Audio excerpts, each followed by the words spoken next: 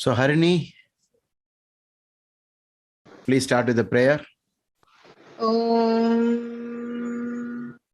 Gajananam Bhuta Ganadisevitam Kapita Jambu Falasara Bhakshanam Umasutam Shoka Vinashakaranam Namami Vigneshwara Pada Pankajam. Om Trayambakam Yajamahe Sugandhim Pushtivardhanam Urvarukamiva Bandhanan Mrityor Mukshiya Mamritat. Adityaya Somaya Mangalaya Budaya Cha Guru Shukra Shanibhyascha Rahave Ketave Namaha. Om Shanti Shanti Shanti. Thank you, Harini.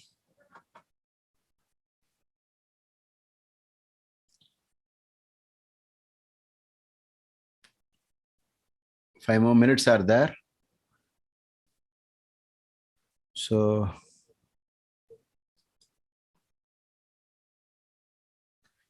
yesterday, Soumya and I had a very lengthy discussion for over, I think, how much time we spent, Soumya, on almost 1.5 hours. 1.5 hours discussing various topics. She has created an excellent, an Excel sheet where she has put all the categories, sheets and categories, subtitles. I'm sorry, titles and subtitles, different kind of topics. And we hope to add more, I think, right? Over the month, we'll keep adding. So once it's a little bit more cleaned up, I can share it with the group. Then we can share it with the group at one particular point. So yeah. And once one topic is done, we will treat it as done, and we'll go on to the remaining ones.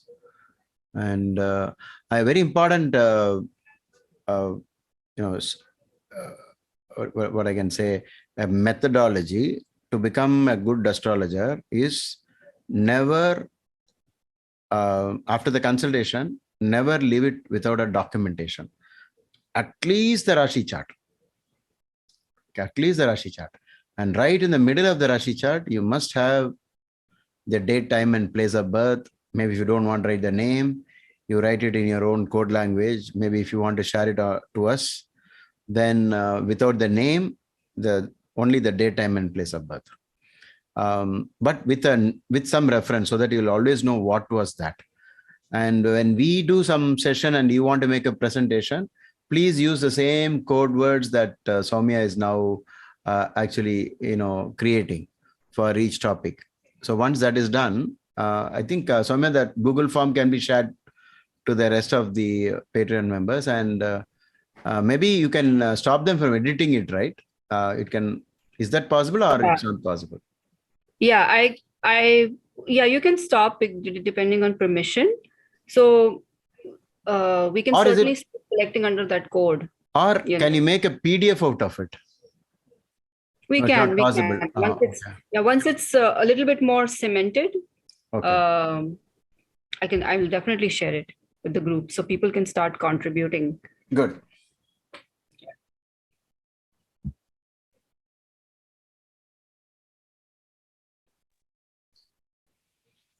This documentation, Guruji, that you are mentioning, that you are wanting, is it based on the chart analysis, like you said, like saving the chart? Yes. Or is it also... That is, you have a chart and you must have some highlights. Okay, this is what happened. Something very peculiar happened. And it should be always a date and then date of the event, date, and then dasha and antardasha. If you have the pratyantar, you might as well add it.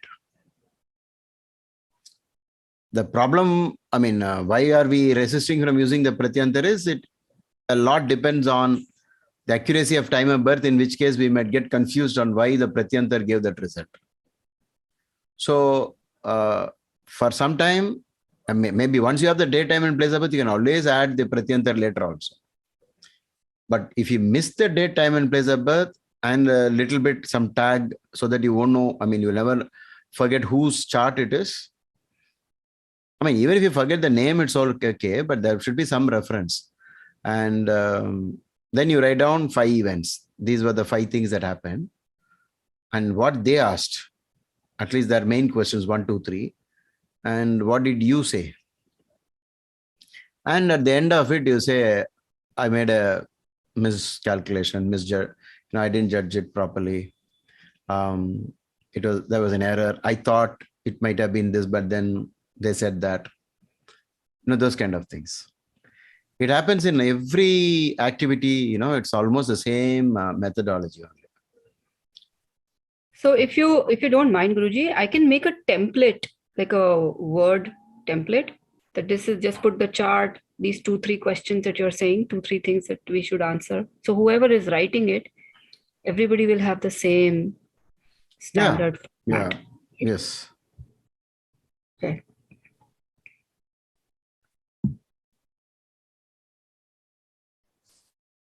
Sir? Yes. Sir, are we going to learn birth time rectification also?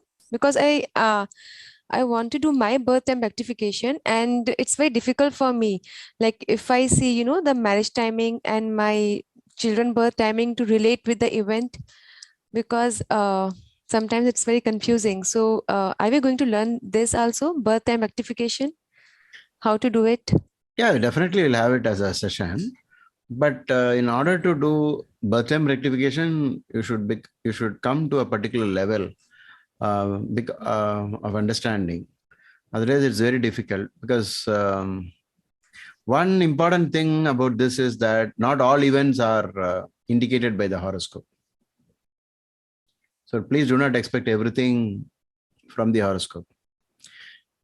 And if it is not indicated, if you try to, say, no, it's not tallying, then you will be unnecessarily altering your time of birth. Okay. Okay. So why is this? Because certain events have many options.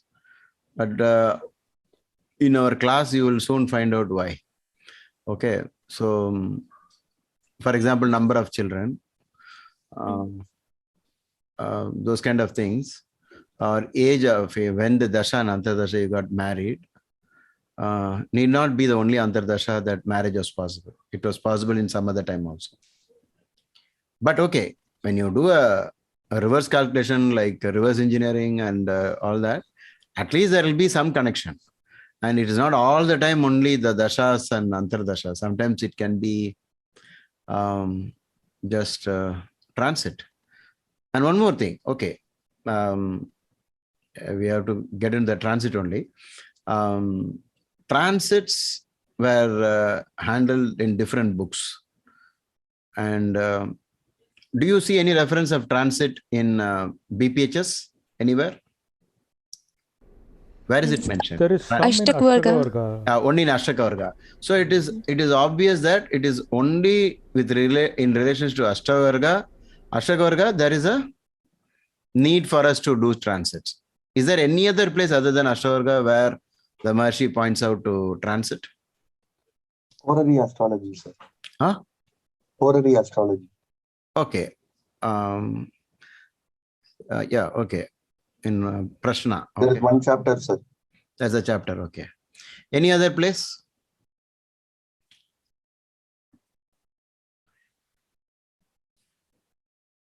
He has given a clue that when the planetary period starts, find out where the planet is in the sky. Let's say when you're starting not you, somebody is starting Guru Dasha, Mahadasha. It has to start on a particular day. And on that day, he has instructed us to observe where Jupiter is. That gives Jupiter some effect. If Jupiter is afflicted, then he says it's not good. If Jupiter is debilitated, then he says it's not good. If Jupiter is very happy, then he says, remember that this dasha started with the planet in a very good space in the sky. So that is one place where he has used the idea of transit. But in real life, you will also notice, other than Ashtaka Varga, we have Faladipika also mentioning it from moon sign transits. And even that seems to work. But there is a limit to Faladipika also. It won't be so accurate all the time. But in Faladipika, the transit of planets with regard to the moon seems to give steady result in Sade Sati, 7.5 years Saturn. Now, how do you find out what is happening because of Dasha or Antardasha combination, or is it happening due to transit? The unique things will happen due to the Dasa and Antardasa, sir. At that time, there is no need to look into transit.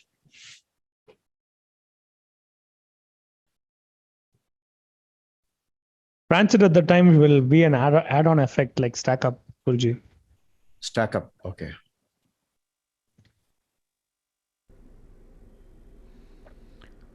Dasha and Antardasha is the promise. Transit is the trigger. Okay, well said. Yeah, there's something there, but the transit is like a switch. That's what it says, trigger. Good.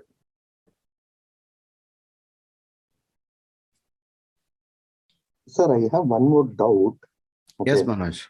Sir, in when we read BPHS, right, there is always this word being used as decanate. Okay, decanate means drekana, 10 degrees, 10 degrees, 10 degrees.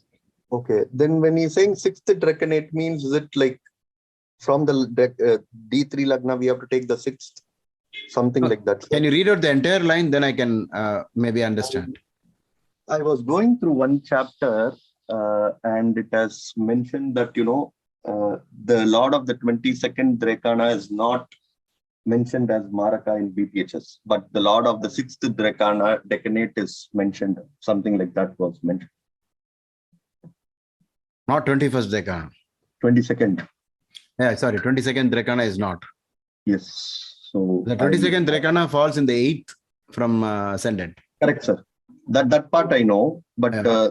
when this point was mentioned, I had a doubt. You can continue, sir. I'll just get that shloka itself. Yeah, if you can get it, then it will be fine.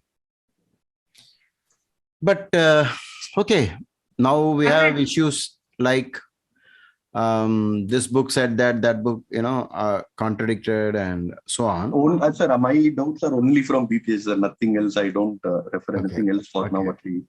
Okay, you please locate that. In spite of the fact I've been referring to BPHS so many times, I may have skipped many papers. It is in the Maraka Planets chapter of volume 1. Okay. Okay, and it is the 40th shloka. Okay, what is the translation? It says the second and third decanates in Cancer, the first and 1 minute, sir. No, maybe is he speaking about the fixed nature of Drekana, the all that I had a doubt like that, but it was very specifically mentioned. Was he speaking about? I'll just share the screen. Just a minute. Shloka number 9, sir. Shloka number 9, is it? Okay. Sorry, 1521. 15 to 21. Is it possible to take a photo of it and then send it to me by? Yeah, sir. I'm just doing it. I'll send it in WhatsApp. Yeah, whatever method you use, I'll be able to.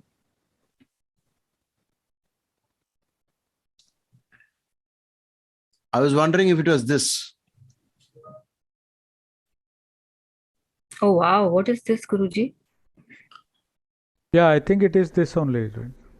The Chatushpada, Sarpadrakana and all that. Yeah, especially when he said Cancer second and third. Yeah, that's when I suspected. Maybe the Sarpa, he's trying to say more of the dangers here, where I'm keeping the mouse pointer. Okay, anyway, I have I have a pointer here with a white marker I can use. So Sir, I've sent the screenshot. I'll take it. In I'll that, take if it. you see the note, it will be there. I'll see. Yeah, it is possible. But now that we started on this, this sheet, yes, Indian astrology is so vast and mind-boggling. The problem is that how much of this can we actually see in a consultation? Because a consultation is driven by the client. Do you understand? It will always be question answer. It's like I'm a patient, I go to a doctor and I'll tell him, see, this is a problem. Actually, I'll be having some other problem, which the doctor is never going to attend to. And you will complain that the doctor never even,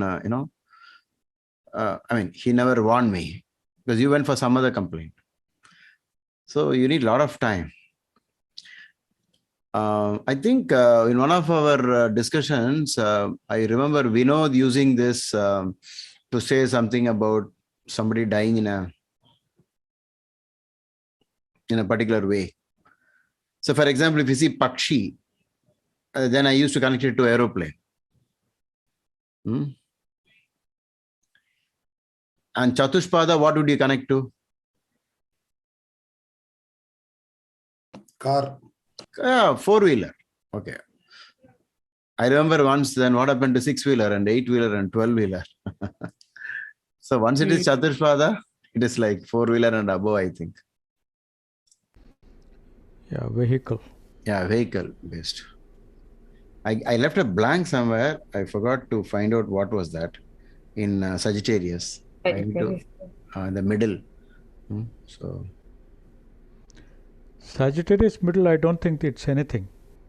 Oh, okay. Yeah. Ayudha, if some malefics are there and it is connected to that horoscope type, something to do with danger, then the danger will come through weapon. Maybe then Ayudha can also be surgery.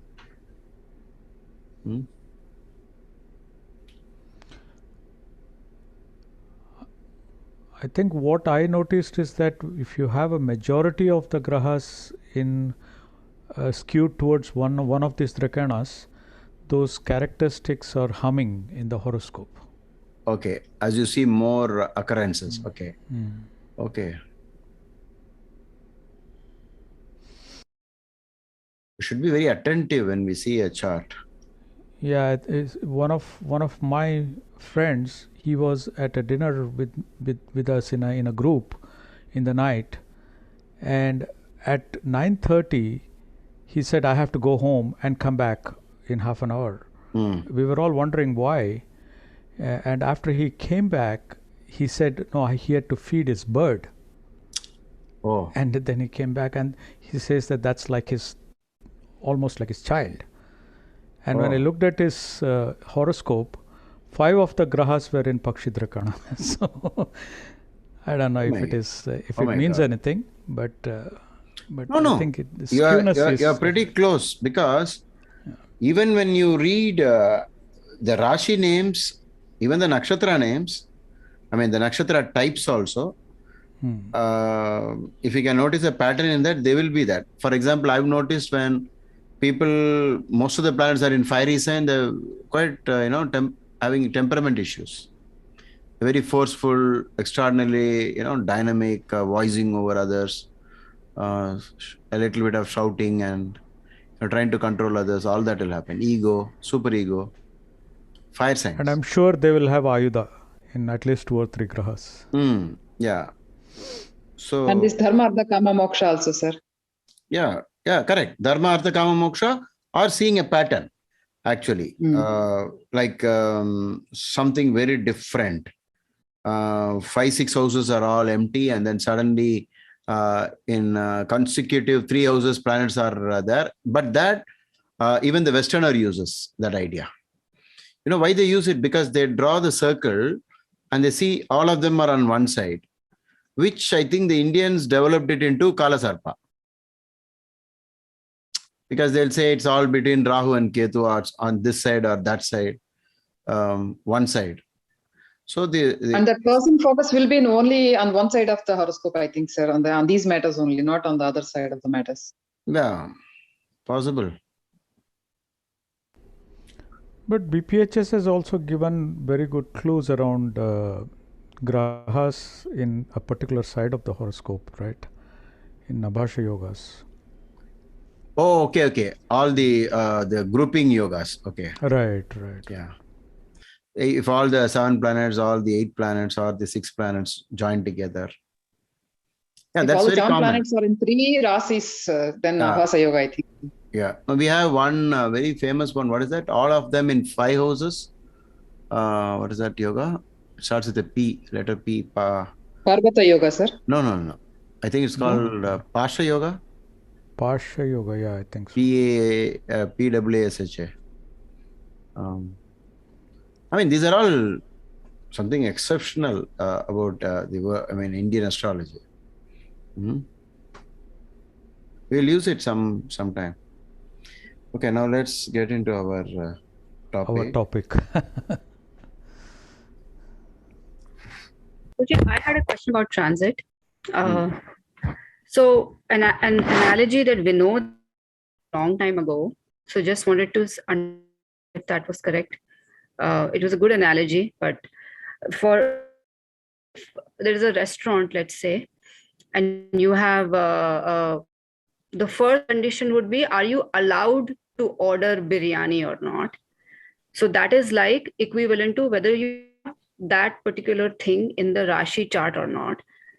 Then Dasha and Antardasha equivalent was what time period you will be allowed to order the biryani. So maybe you're not allowed to order the biryani in peak lunch hours. You will be allowed to order it at 8 p.m. or 9 p.m. That is like equivalent to Dasha and Antardasha. And then he said transit your Ziggy or your Uber Eats, the person who will actually pick the biryani, can he actually reach your house or not and deliver that biryani? So that is the analogy that we had a long time ago when we were in beginners. So wanted to understand, is that reasonably accurate, or does Dasha Antardasha will always give you the result, but transit means whether it will come faster or with more intensity? So just wanted to understand if that from that analogy. Okay, the beautiful question asked. How would we answer this, and what will be our the basis of our answer? What is the authority? What is the pramanam? What is the actual proof? Anybody wants to attempt an answer for that?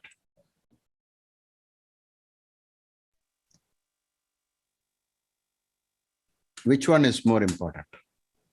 Dasha Antardasha, sir. No. That was not the point.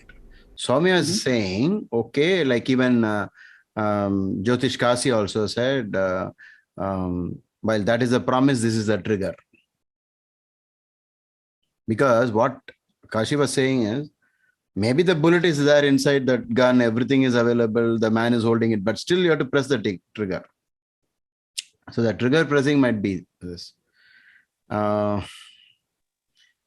Okay, we can keep various ideas like this. Sir, even the transit, if the transit is not favorable, sir, the Dasha Antardasha results will come. I mean, should come, sir. Why? What will be the basis for your statement?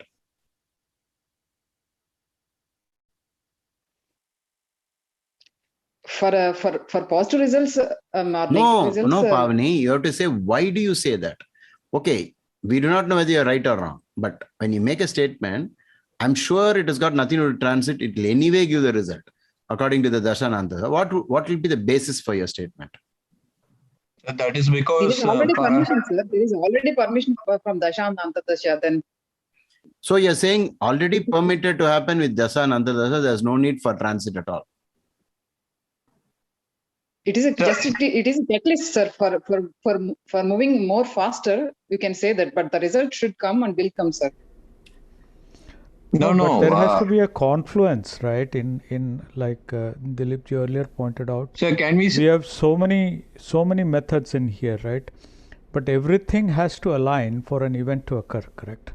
And this is probably the end point of the alignment, the transit. No, but can we just say simply, sir, in Parashara doesn't ask during its results that is it in transit is aligned so and so, because Mahadasa and Antadasa only speaks, so that will definitely deliver the results. As simple as that, isn't it? Or That's the answer. The answer is that.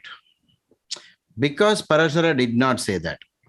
But on the other side, when we connect it to Ashtaka Varga, there when he pronounces the result, do you look at it? I mean, when you look at it, it looks like even Dasha and Antardasha is not being verified. Right? Under Ashtavarga chapter, where transit of planets is being discussed, does he say this will only happen if the Dasha and Antardasha coincide?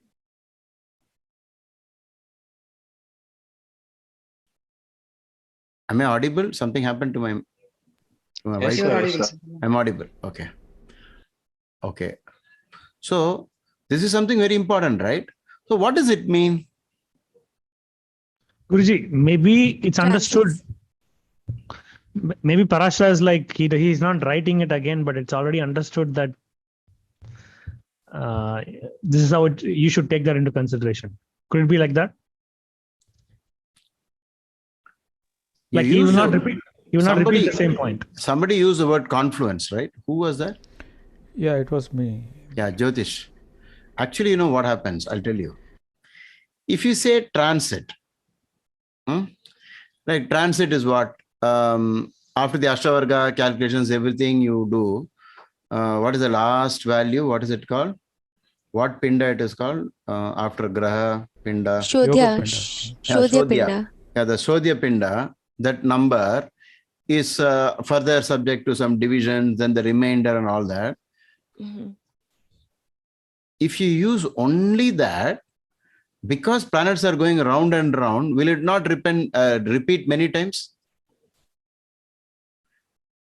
You understand this? It repeats.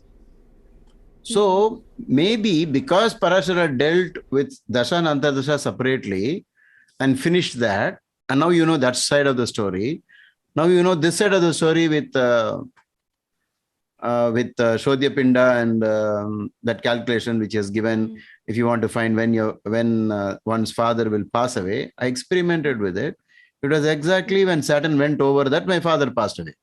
But what happened to the previous Saturn transit over that sign? You see this? So first thing as professional astrology should think that an event based on a formula, based on some logic, is not completely done. It is not like a prefix to something. It is tending to happen. So please consider this statement as one of the most important statements from me. Because I'm saying, I lost my father in the year 1992. Okay, the next year my son was born. And just using any software, you can see where is Saturn. Anybody wants to use a software and tell me where Saturn is? Guruji, I think Saturn is an Aquarius. Are you sure? Yeah. I mean, I was born in 1993, so that time it was an Aquarius. Okay, my father passed away April 1992. The month is given. Now that you people gave me this gift, I can open and immediately enter this one. Okay. Capricorn, I think. Huh? It should be in Capricorn. Yeah, it was in Capricorn. Okay. When anybody have Jagannath Hora ready? See, I have the sun here. Okay, it's here. So when Saturn came here, my father passed away.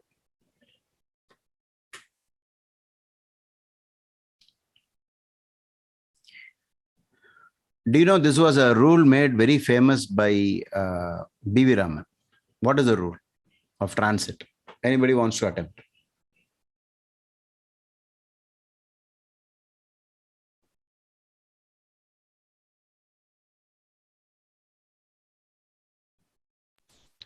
Guruji, today one of my neighbor in the road, his father passed away. Saturn Sun conjunction.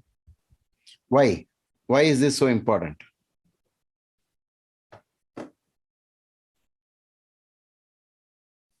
You know, B.V. Raman, see, in astrology, there are simple rules.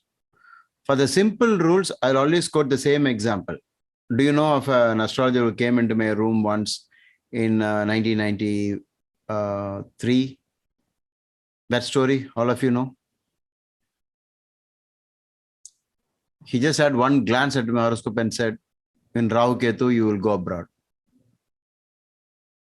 No Baba chart, no nakshatras, nothing. So in Parashari text, you will see there is something called general effects and there are something called specific effects.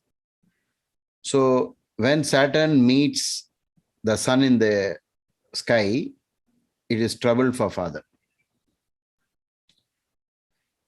Sir, T Saturn on natal sun, sir.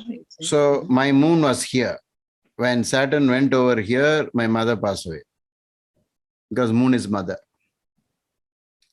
Okay, if you start doing a research, is it the same for everybody? No, it is not. Then it doesn't tally with my brother, it doesn't tally with my sister, and so on.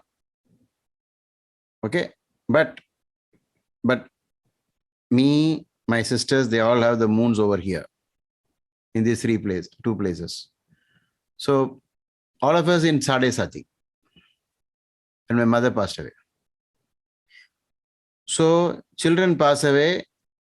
This is the rule that B.V. Raman made quite popular. When in transit Saturn meets Jupiter, the Karaka for children. Like this, if you know basics like Mars over Jupiter, Saturn moving over Mars, brother, sibling, like this.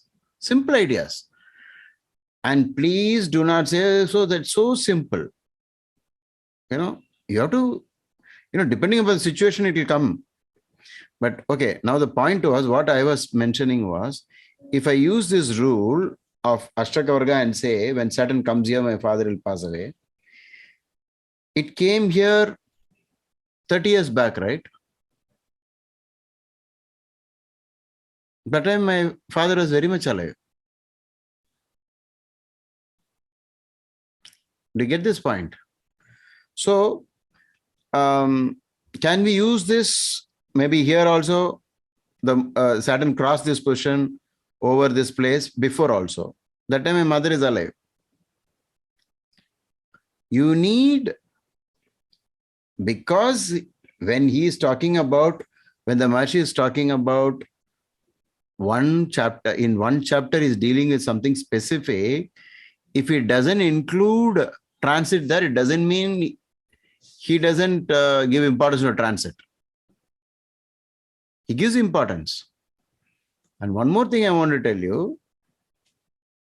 For example, if a writer does not write about something in that book, it doesn't mean he doesn't have knowledge about it, or he has nothing to say about it.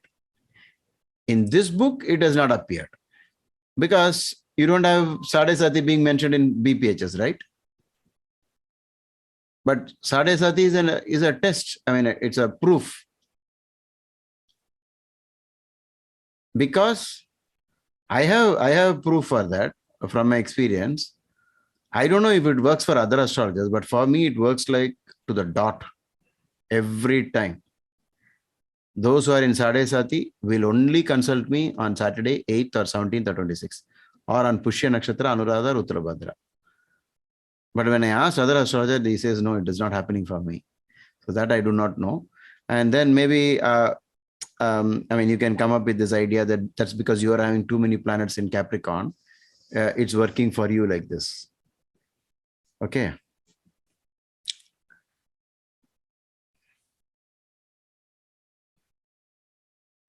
There's a very interesting idea in transit.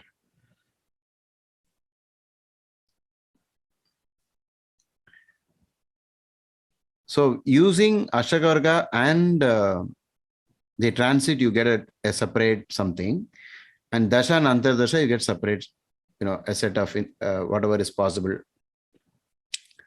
In that, if those words appear, and then the transit is also pointing to that,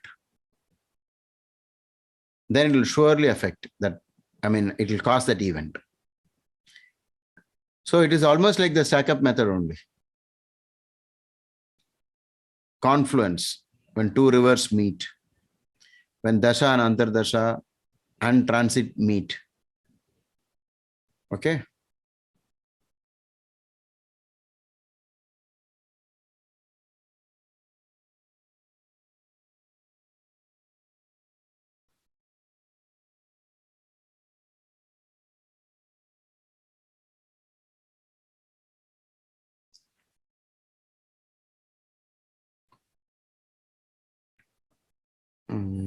Just a minute.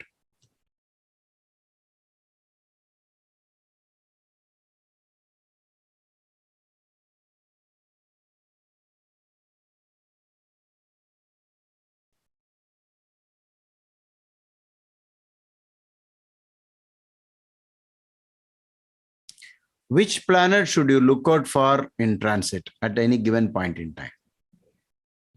Jupiter and Saturn. Is that correct answer? So they are Which the source. planet, I think the becomes the Mahadasha Lord. Mahadasha Lord and the Antardasha Lord will become the most important transit at any point in time. So forget Faladipika for some time. And reading it from moon sign, we have a beautiful system. It works, definitely works. But it's not as accurate as this.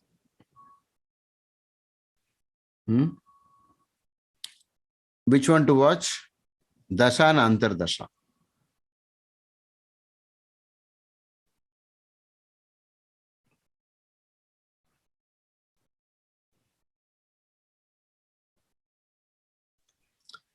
What will be the main difference between Jupiter and Saturn in transit? What should you look out for, these two grahas? From what will you know from each of them? Jupiter for auspicious events. Huh? Jupiter for auspicious events. Jupiter for auspicious events. Okay. That cannot be completely true, sir, because in some instances, like, the double transit theory and all, they look at the involvement of both Jupiter and Saturn. Even timing of marriage also, K. Rao has completely emphasized of Jupiter and Saturn.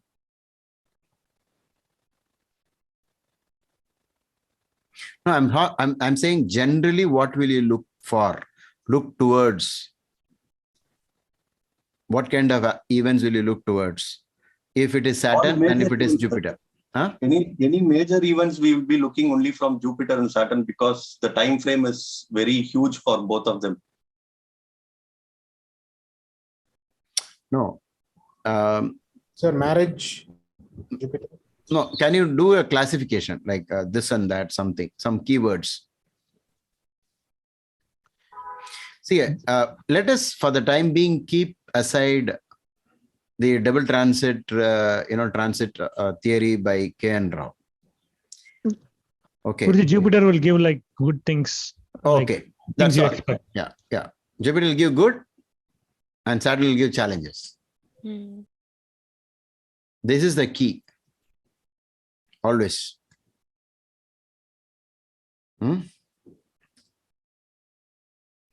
So when it comes to marriage, which will be more important? Jupiter or Saturn? Jupiter aspect is, if it is good, then it is good, sir. Yeah. If there is there's an aspect on 7th house or like that, Jupiter's aspect.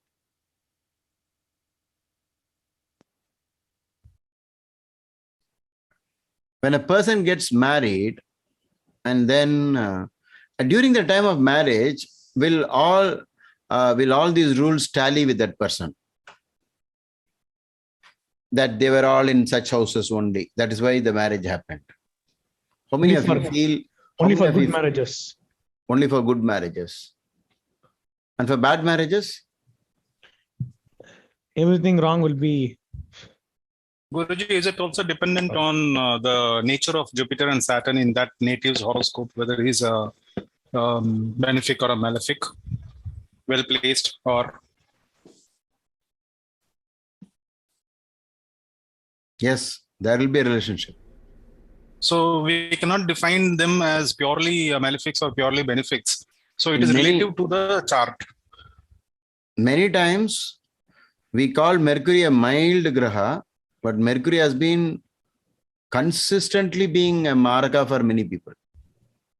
Mercury, they say, is so mild. Even emerald, it's gem, they say, okay, anybody can wear emerald, it's not going to harm. Mercury is not. Mercury nearly killed me, and now Mercury Pratindra Dasha giving me a lot of stress. It's in my second house. So Mercury, you cannot even think Jupiter is good all the time, because Jupiter can be very bad in certain horoscopes. And there are people who said that I made all that I made in my life only during Saturn Dasha.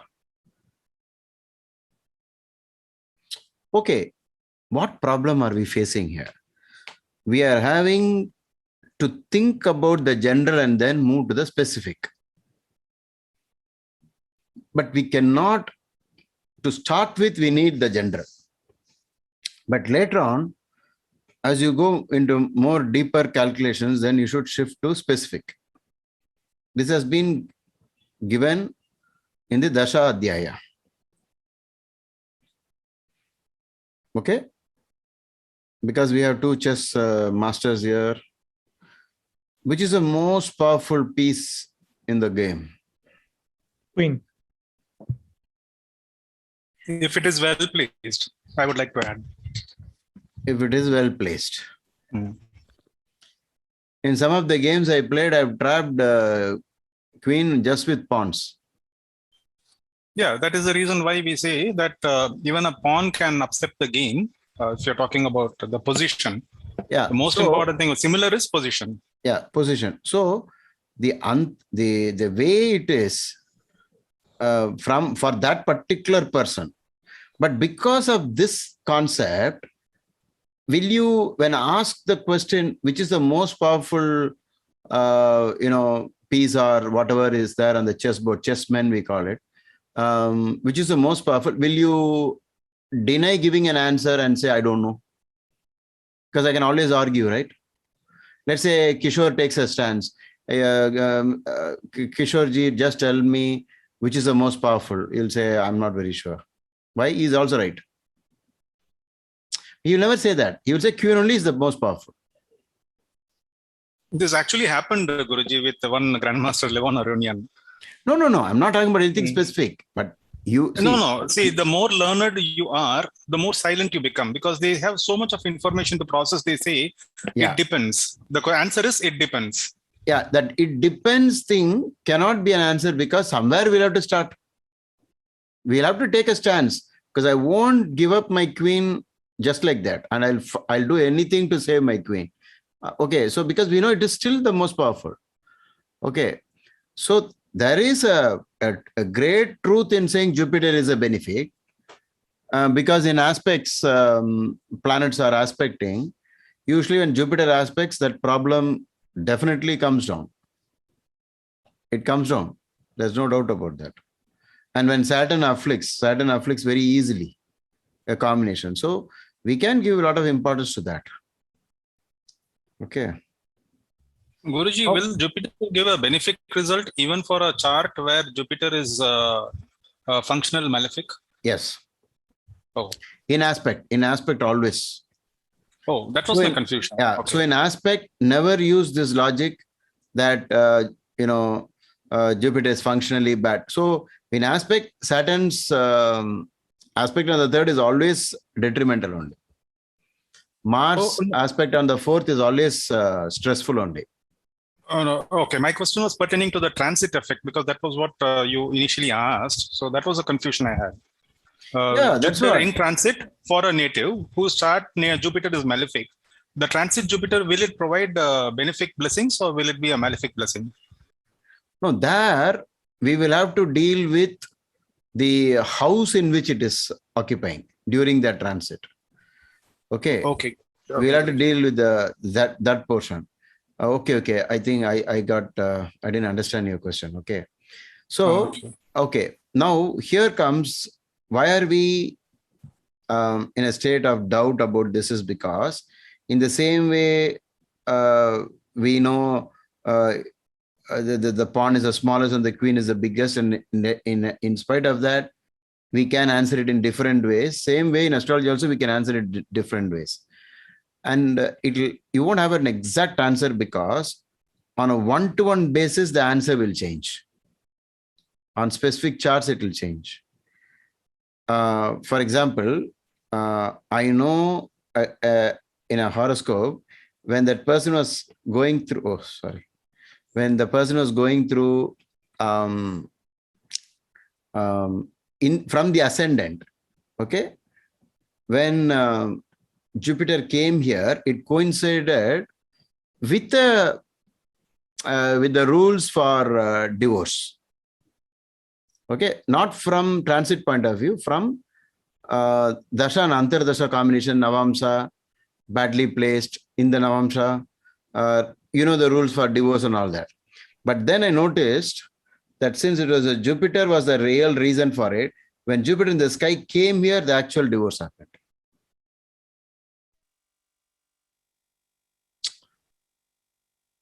That there is a school of thought which says that over your ascendant, if you place the current planetary positions, you can read it as a chart itself.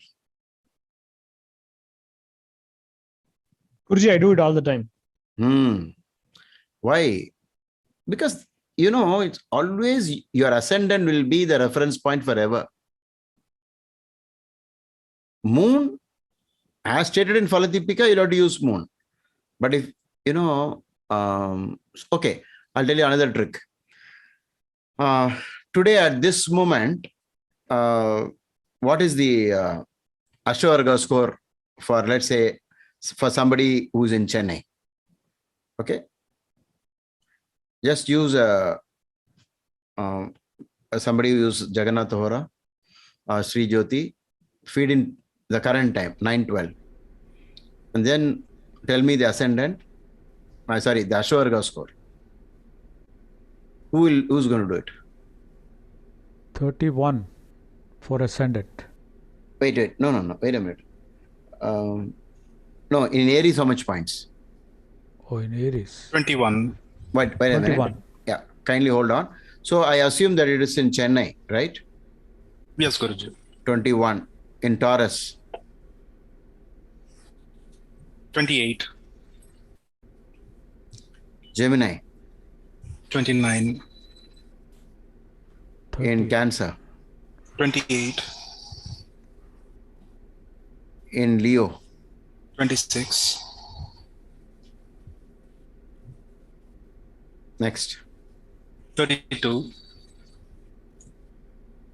34. 37. 27. 29. 21. 25. Where is ascendant right now? Ascendant is in Virgo.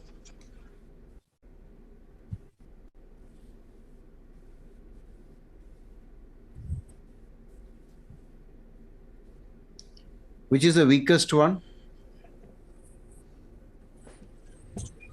Aries and Aquarius. I don't know. I mean, it seems to be the lowest score.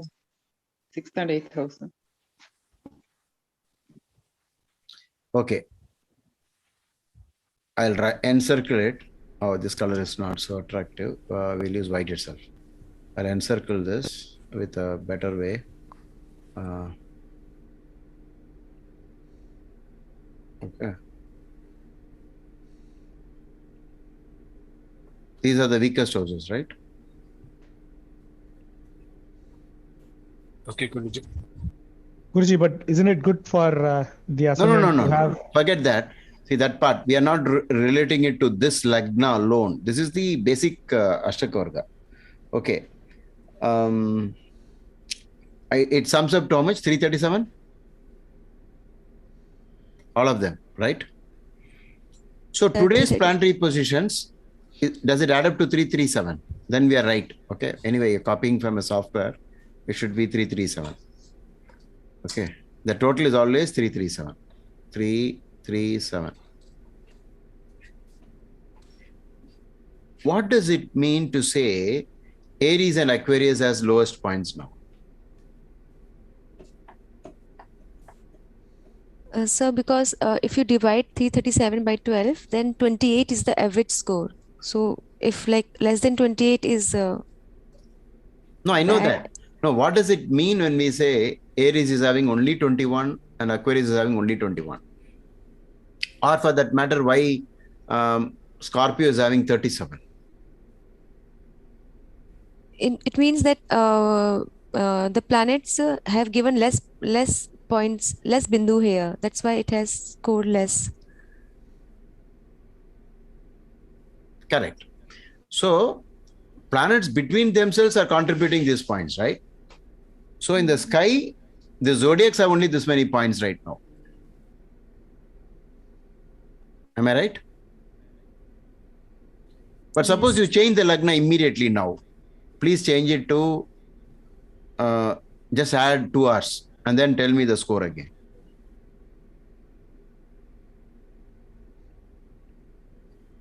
Who's going to do that? 34. Yeah, wait a minute. Yeah, no. You change the ascendant and then read out the Ashavarga score from Aries. Oh yeah, 1 sec. This time I will choose a smaller font just for the sake of, Done? Ascendant changed. Yes, Guruji. Now I'm going to draw another line, which is for maybe in another color. Which color will be favorable? I'll try to find out.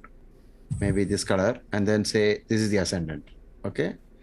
And now tell me the score for Libra. 36, Guruji. 36. Hey, 1 minute. I have to change the methods. 1 second. I have to use this one. 30? 36.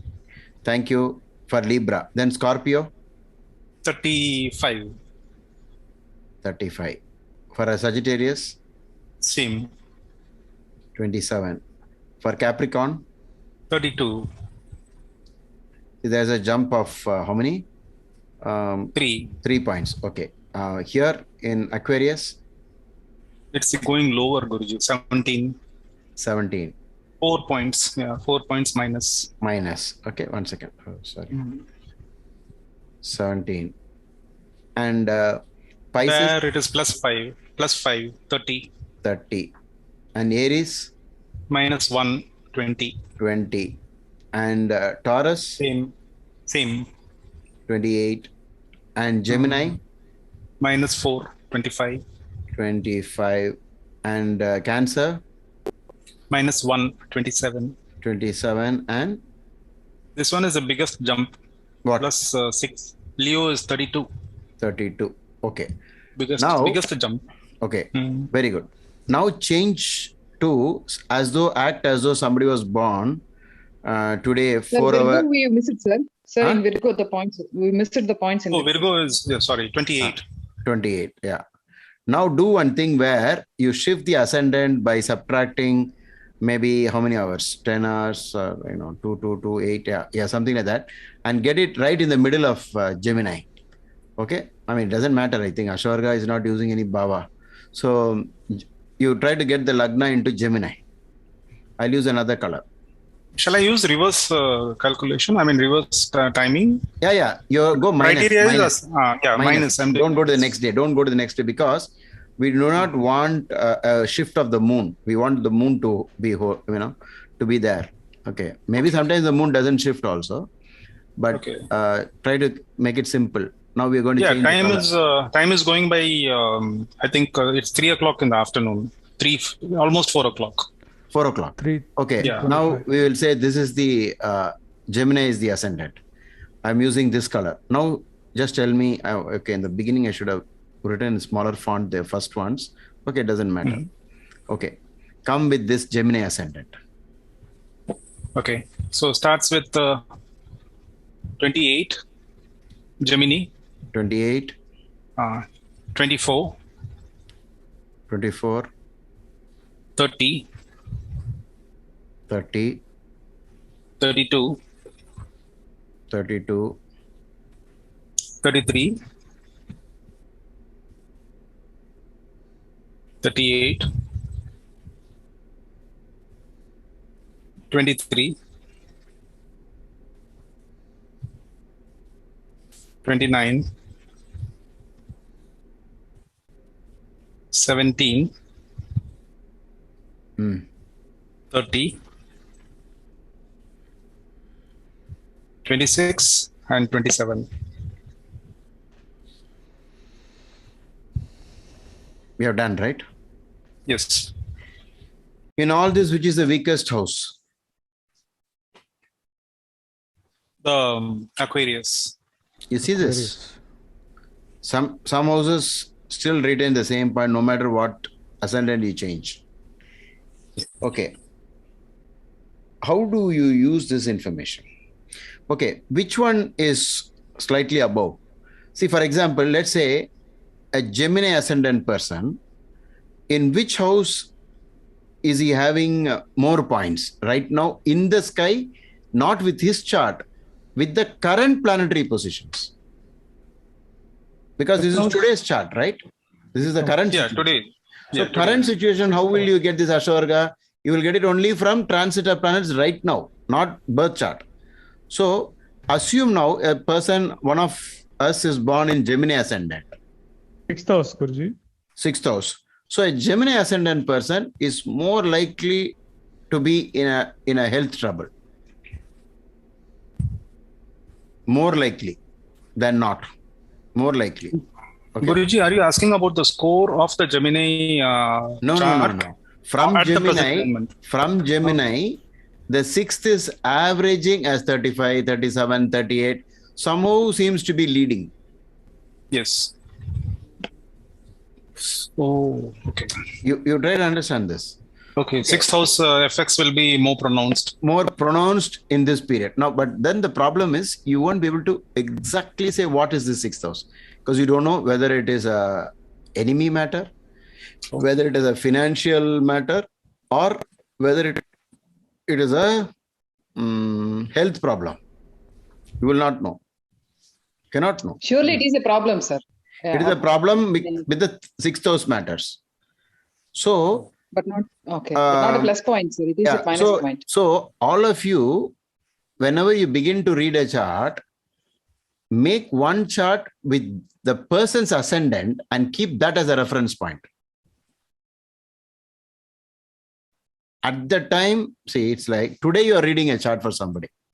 In this, what will be the variable? The moon will go fast. So every 2.24 to whatever it is, that fraction, the moon will go shifting forward, and quickly these numbers will jump a little bit. Okay. But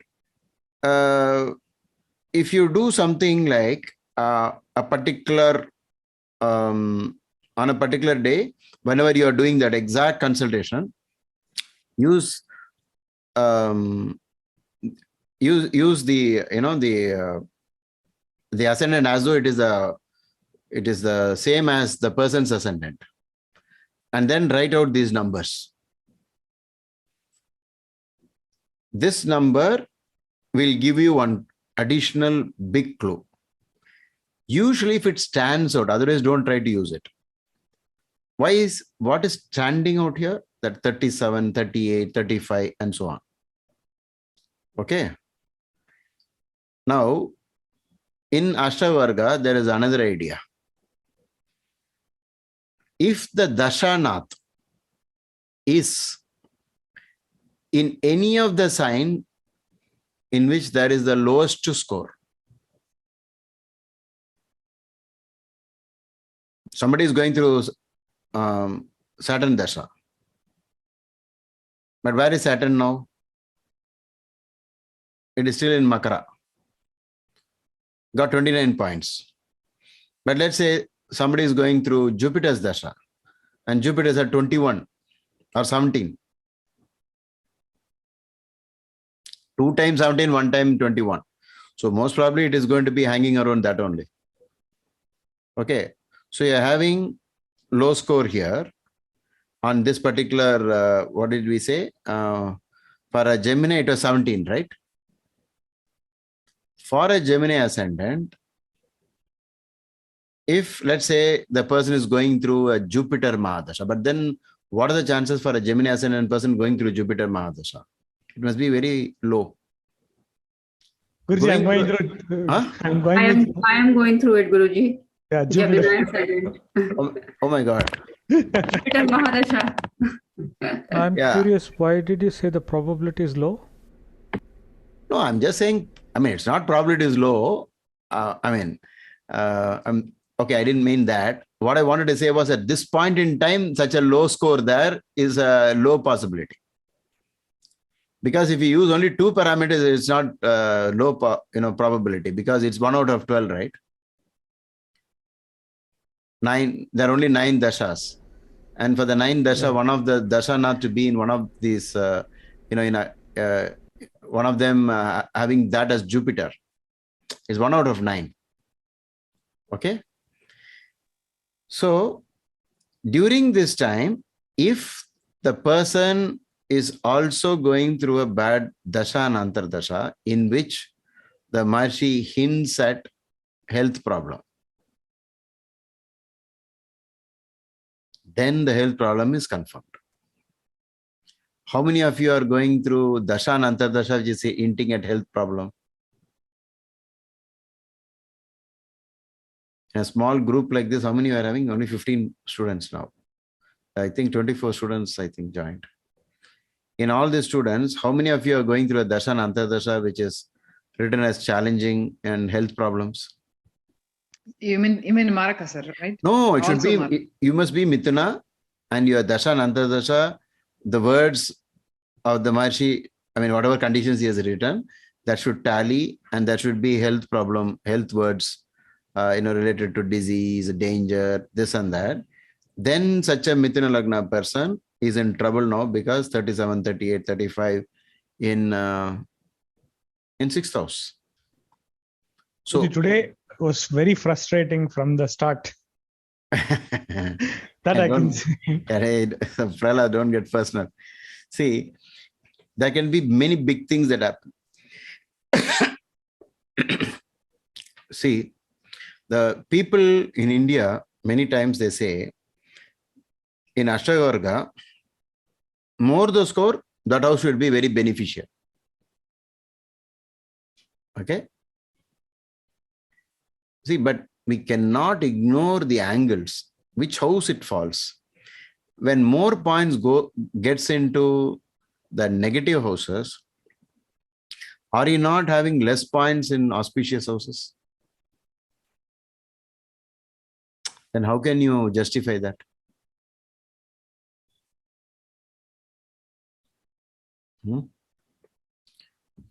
So Guruji, this has to be, this score is calculated on that specific city, or is it common for that day? See, this I'm using because I'm in Chennai right now. Now if you want to use it on a natal chart, this should be done with the birthplace of that person. Oh, okay. Not the current location of the person. No. I am using it just for some place has to be entered in the software. So I entered Chennai. I mean, you people enter. Sir, if these 38 points are in 5th house, sir, then it is good, right, sir? It's very good. It's very good. So in that case, what will happen? Something very good about children is going to happen now in the season. And you will notice that these numbers dramatically change every time a transit happens. So the Ashtavarga scores keep like this, like kaleidoscopic change. With each planet, the moment it moves a Rashi, you get a different number, different number, different number. Now, what book should you buy to learn more about these tricks? Which book is the best one for this? Any suggestion for Ashtakarga book? Sir, C.S. Patel, you said in. Yeah, C.S. Patel's book is the best reference point for it. Okay. Sir, in the sixth house, the scores are high. So can't we say that like if he has any enemy, he will get victory over his enemy because he has a high point in sixth house? No, it's the other way around. Okay. Wait a minute. I'll come back to that. When we have time, we'll answer that. Okay.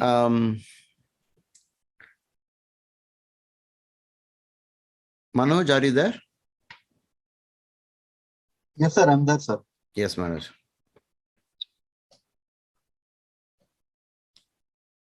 At this point, you don't have to reveal it, Manoj, but you have any, details you don't have to reveal. You have any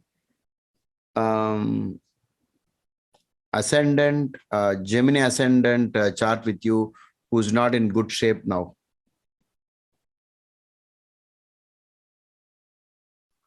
Let me check, sir. Give me 2 minutes. If you have any Gemini ascendant whose health is not very good,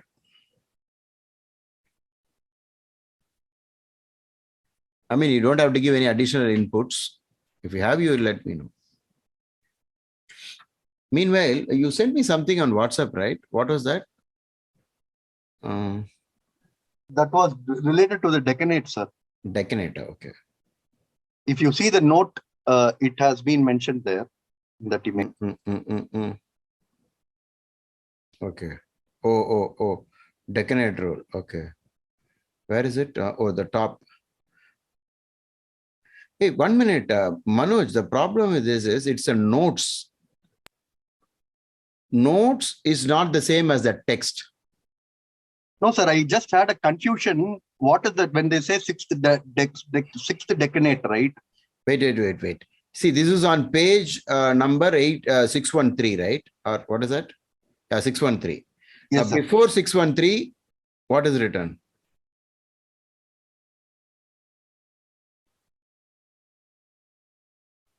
Okay. Oh, this is something else. This is the Chaukamba edition of the same book.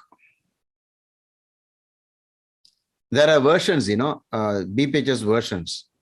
So that's another one, which is called the Chaukamba edition. Sanskrit Sansthan edition. For the time being, let's not get confused with this. We'll just hold on to 22nd Drekana as the, I think, what is the word that usually is used for this? Karesh. K-H-A-R-E-S-H, correct? Kara. Kara. In Sanskrit, I don't know how to pronounce it. Is it Kara? K-H-A-R-A. So that is only 22nd Drekana, or the 64th Navamsha Lord is called Karesh.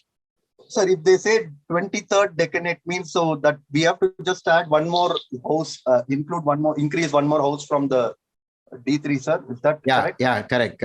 Okay, got it, sir. Yeah. So 22nd will be in the 8th house always from in the Drekana chart.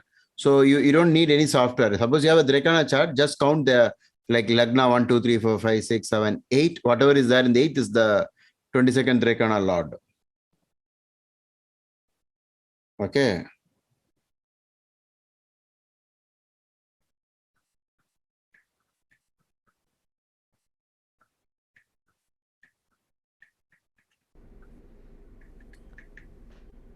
And I think it's the same for 64th Navamsha also, right? 4th from moon in Navamsha.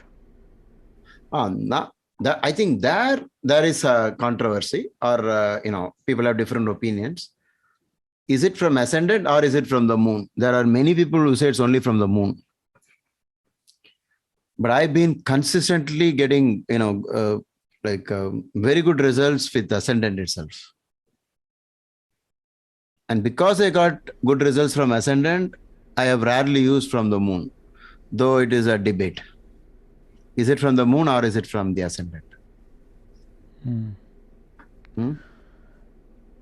Guruji, events seem to happen more from ascendant for me. Like last week, I did donation for the, for the ice box for the hospital. That's related to the 8th house, and the transit Sun and Saturn was in my 8th house from Gemini, right? And then when I did the donation for the orphan kids, kids who became orphans, that was when Mercury was joining the conjunction, and it was also happening in the 8th house. I see. And when I donated, oil for Shiva temple, again, it was based on the 8th house, the conjunction, which I've never done in the past. So the transit is, there's a direct impact, able to feel it. Today, Mars and Venus, they have, I think, 5-degree conjunction. In our house, there was a big plumbing issue. Okay. The water seems to have stopped coming to in all the pipes. And now it's fixed. So I was thinking what could be the cause, and maybe I thought it could be Mars and Venus conjunct in the 7th house in Sagittarius sign. Mars is the 6th lord, right? Yeah. Manoj, 1 minute. Manoj, can you check the, I sent you a WhatsApp message. Can you just check? Yes, sir. Guruji, I have a lot of charts. I understood, sir. I think I understood. 1 minute. Okay. Guruji, I got a lot of charts for Gemini ascendant, but I'm not sure if they're sick or not. No, it need not be sickness. That's what I'm trying to say. But there is a problem with the 6th house matter, which is going on now. Now, this is a very beautiful concept because in the sky, these numbers are formed. See, just imagine like this. It's a planets, you think numbers are there in the sky, like neon numbers in the zodiac signs. Sir, this is only for today, sir, right? Yeah, only today. Or in maybe, okay, what, see, you can experiment. With the moon change, with the planetary shift, and so on. Okay. Okay, then we'll do one thing. Immediately go back to, what is today's date? Today is what? Friday. Can you do a Sunday chart? A Sunday. Immediately, we'll rub off all this. 6th, Guruji. Date is 6th. Is it 6th? Yeah, today is Friday, right? Sir, I found a chart, sir. You found a chart, you just keep it there, Manoj. Now we are developing another chart for Sunday, Chennai, maybe 8:30 a.m. 8:30. Oh, okay. Yeah, 8:30 a.m. Something like AM. that. Okay. AM at Chennai. Sir, quick question on, we saw this for Gemini ascendant, sir. What if for Aries ascendant, it is going to be 8th house that has highest points? What can we infer from that? Surprises, sudden, but 8th house alone is a different kind of house. It need not be only bad. It can even be, the keyword would be sudden. It could be also good news also. But most probably it is bad, but occasionally there can be good also in it. Guruji, one small confusion. While there was a talk going on about other things, I just changed the time to reach Taurus ascendant. Okay. But at that time, the 6th house will not be having the same score. We have to consider Libra as the 6th house. There, the scores are changing. So here, when first write the score as it is, and then you change for whosoever horoscope you are reading. No. The idea was why? Okay. Wait a minute. I think let me. No, there was a confusion because the previous questioner, when he said Aries, no, that is a problem. When you rotate the chart, it doesn't apply because the 6th house itself changes. Yeah, I know that. Superimpose with the native. No. I understood that. Let me again clarify. What I was trying to say was, if you keep shifting the ascendant all over the sign, a particular house if it continues to be weak, that house is weak. Average. So when we moved from Gemini, Taurus, and then if I go to Aries, and if still the Scorpio house is showing good score, yeah, but the house signification will change for all the lagnas. It will change all because for whomever you're reading. But first understand there is an overall. Okay, I'll tell you what we are doing. If I say, I mean, this is okay. Right now, where is the sun? It is here, right? Where is Saturn? It's still not moved. So Saturn is here. Huh? Yeah, conjunct. Hmm. Along with Mercury. Whenever these two planets come together, which will be affected the most in our body? Bone, right? Bone breaking, cutting, all that will happen. Because Sun is a bone planet and Saturn is a fracture planet. I'm just giving an idea. Now, where is Jupiter? This is the Jupiter. Where is Rahu and Ketu? Rahu is here or here? No, I have this Sunday date that you triggered. You wanted us to see. Okay. Yeah. Okay.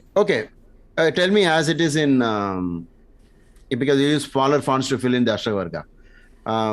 Okay, this is Rahu and Ketu question. Where is Venus? What is the date? What is the date? Date will be 6th, Guruji. 6th of February. No. Sunday, no? Sunday.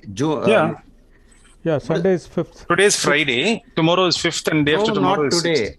Backwards. Oh, okay. 2 days back. Okay, that means then sorry. we have to go to the date will be 2nd. The time is same, right, Guruji? Yeah, the time is same. No change. Okay. The previous Sunday, I'm sorry. You mean January 30th? Is it 30th? Yeah.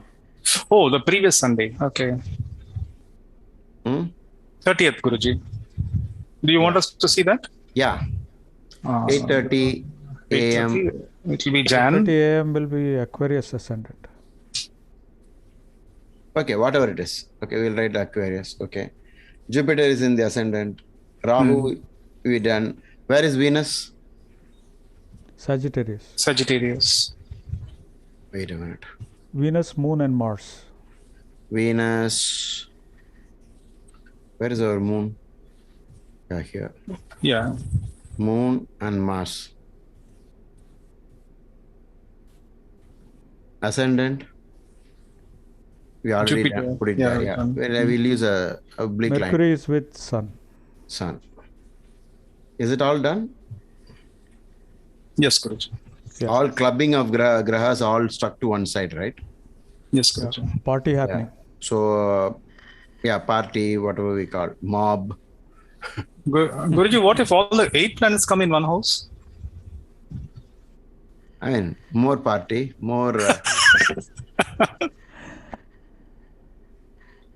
So more confusion. The huddling, right? Like cops. Okay, what is Ashtavarga score now? In this at this time, what is the Ashtavarga score? Aquarius is 24. Pisces is 27. 1 second. Aquarius is 24. Pisces is 27. Is it on 30th Jan? Yeah, 30th Jan. Okay. And Aries is 23. Taurus? Taurus is 31. Gemini is 25. Cancer is 27. Hey. Leo is 24. Virgo is 30. Libra is 38. Scorpio is 36. Sagittarius is 28. Capricorn is 24.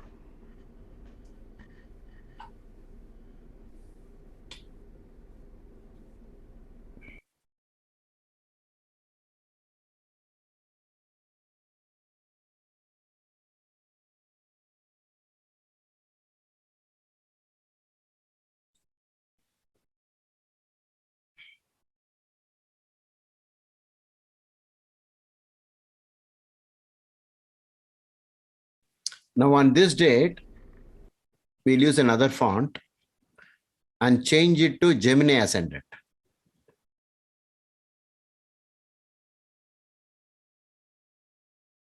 How much should you add? You must add how much? 4 2s are 8. 8 hours you add. So 8 plus 8 is how much? 16. So make it like 17 hours. And you most probably get Gemini as the ascendant. Yes, Guruji. Now I'll use another font, another color, like maybe this is, I don't know. Yeah.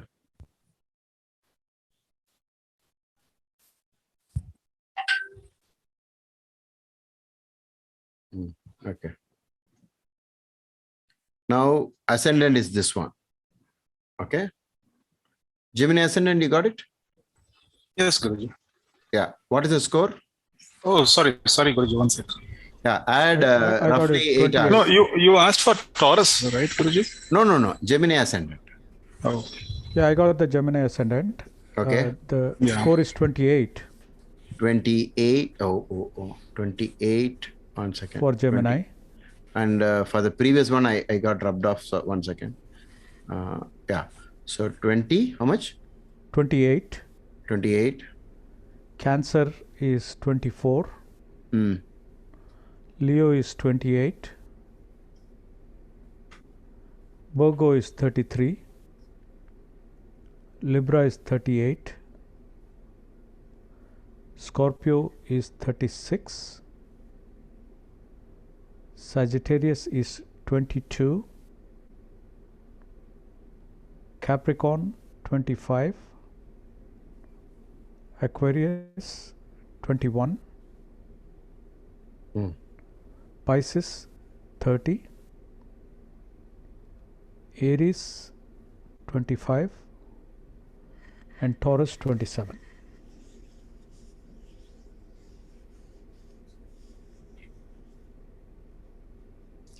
Now, 2 questions. First, for so many days, we are getting fairly a high score on Scorpio, right? And Libra. Yeah. And Libra. But at least for one, the argument's sake, at least Scorpio is not letting go of that big score. Okay? We keep an eye on that. Associated with planets, where is the lowest score? For Gemini. Associated with a planet. What do you mean associated with the planet? Saturn and Sun and Mercury are associated with 24 and 25. Mars, Moon and Venus associated with 22 points. 9th house. No, forget the house. Just take the association with Ashtavarga scores and planets. Aquarius, Jupiter. 7th and 8th. No, which one is the lowest planet and score? No, if you're talking about a single planet, then Aquarius. But if you're talking about associated planets, then Sagittarius. No, I'm saying which planet is associated with a low score? Which is having a low score? Jupiter. Or the lowest score for Gemini. Yes. Now, for a Gemini ascendant, if they are going through a Jupiter Mahadasha, this season will be bad. Are you able to understand what I'm saying? This date will be bad, or the season itself will be bad. Why? How much ever we change, we always get only this kind of scores here. But on the date of event, it was only 21. Remember in the previous charts, we got low scores, right? Here. Are you with me? And, Yes. and in terms of the house, we got a consistent bad, the weak score. I mean, the abnormally high score for the topic that we're interested in as 6th house from this ascendant is having 36 point. Now, suppose at the same time, if a Mithuna Lagna person is also finding in Parashari text any warning about health, then there will be serious concerns. So what if the natal chart Ashtaka Varga score is high, sir? The same 6th house? No, that is not forever. Because whatever be the score, that you cannot use it in transit because the planets are shifting. The score was generated at the time of birth only. But the transits will alter everything. Okay. You got that point?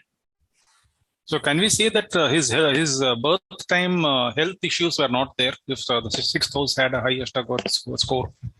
No. Whether it was there or not, we do not know. But I'm saying for an ascendant Gemini, we have actually done an event like 30th Jan 1830, 8:30 or something. And then on that day, these were the scores. Okay. Now, a very interesting point is that in terms of conjunction, what is Saturn's degree and what is Sun's degree?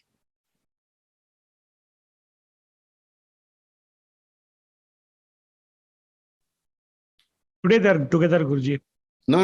Maybe before. 16 and 21. 16 and 21. Okay.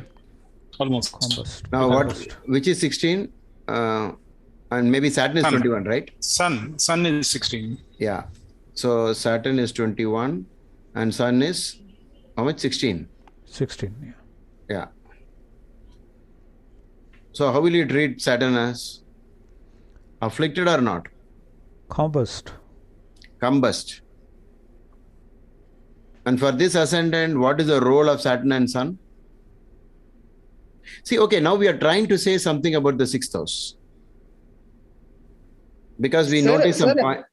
Huh? Sir, this 36 score you are saying, if the Dasha Antardasha allows, the trigger point will be now.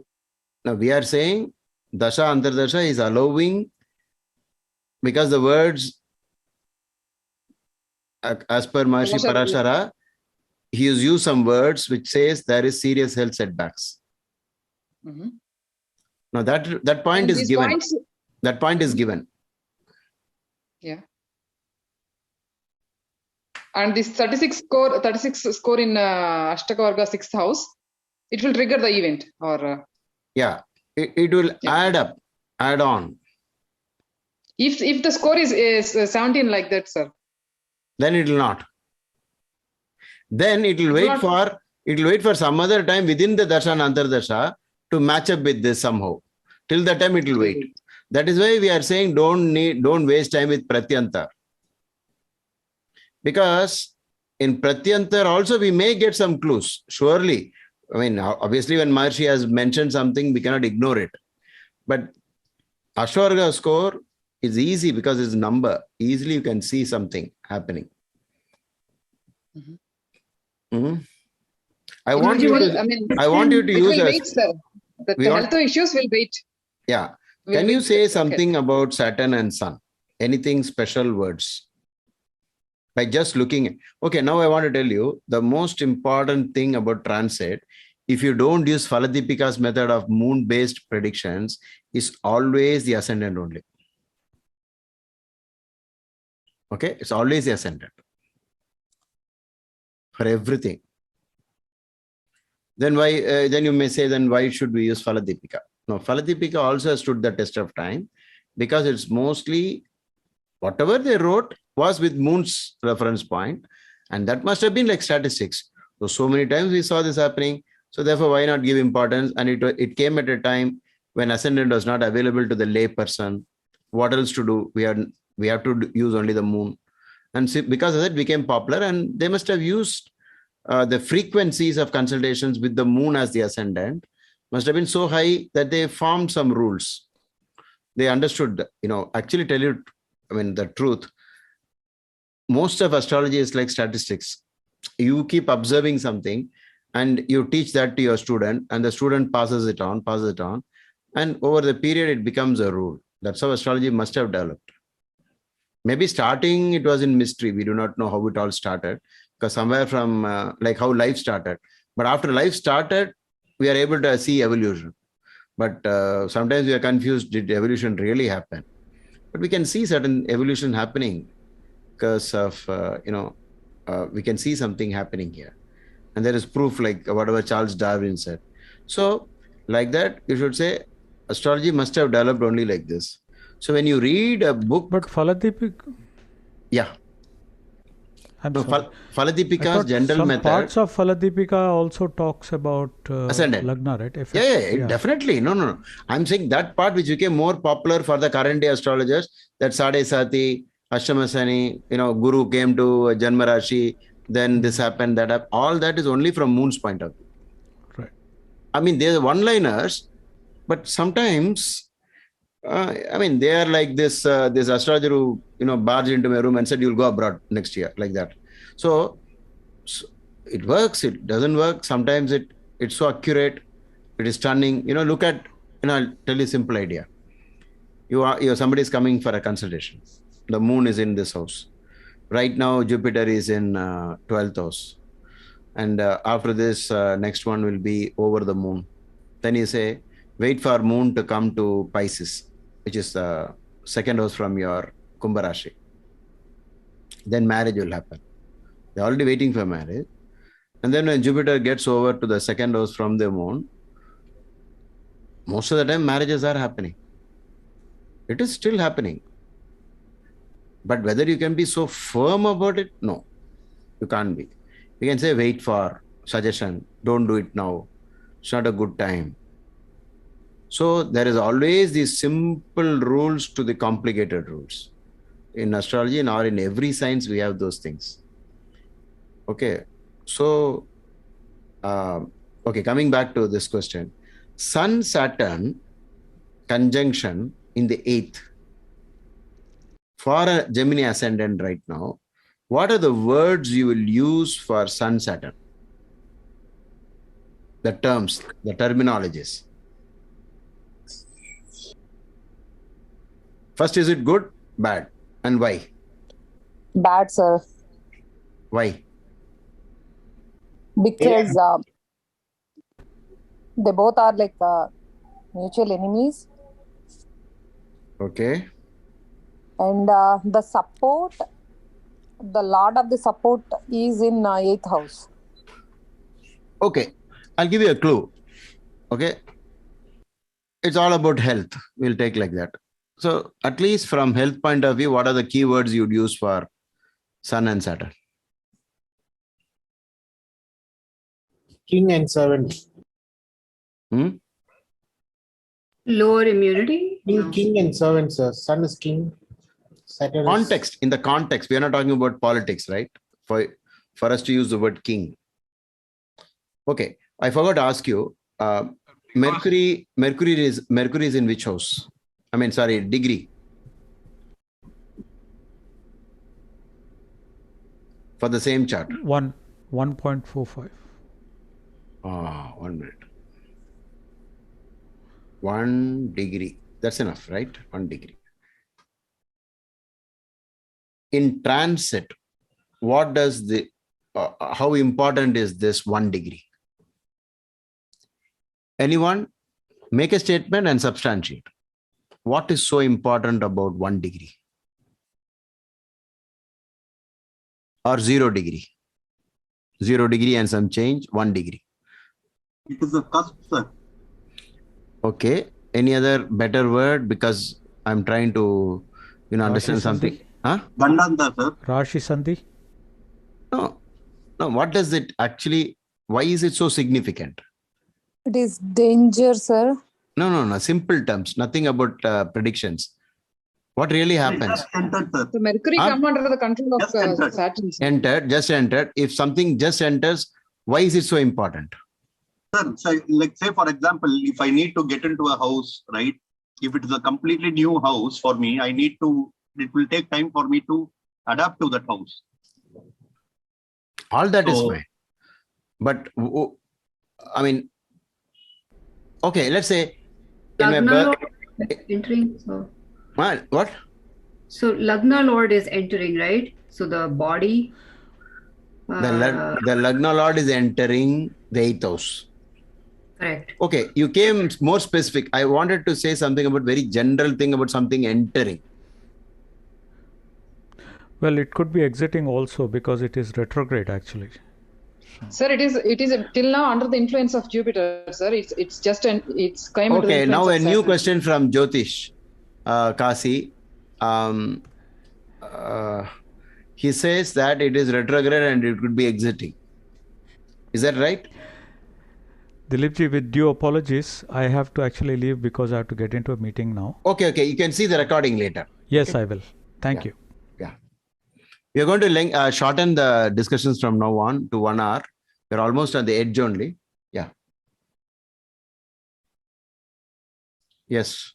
That retrograde part could be correct, Guruji. I mean, Mercury, that exiting, entering. I don't know. Interesting. Now, how to answer that question?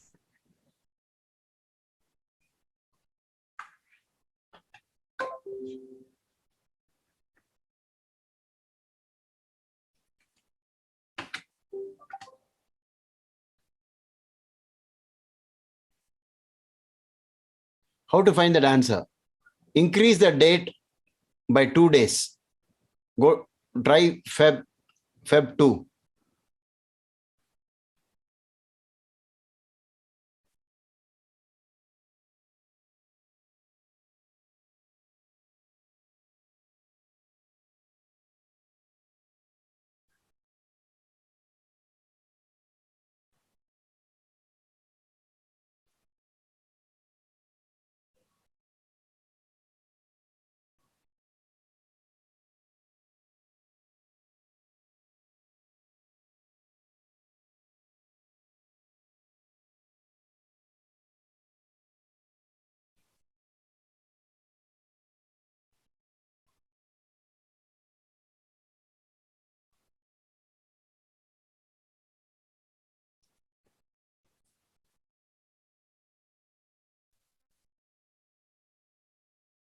How much It is still important? retrograde.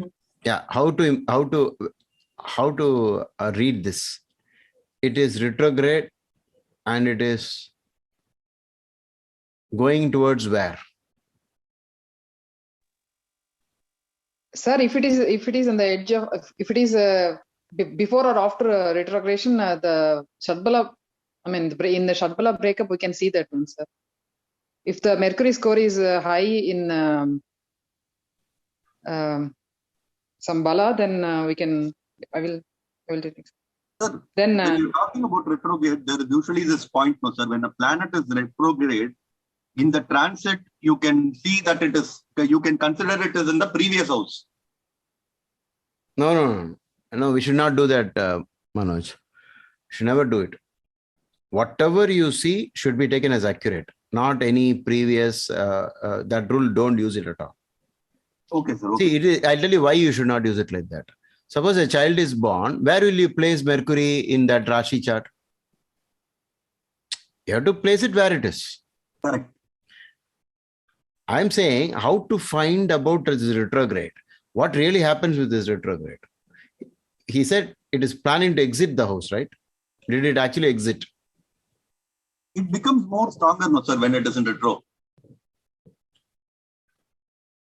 No, Manoj, what happens is on the date of this 30th Jan, it was going retrograde. No doubt, right? But when does retrogression end? Does your Sri Jyoti tell you when it ends?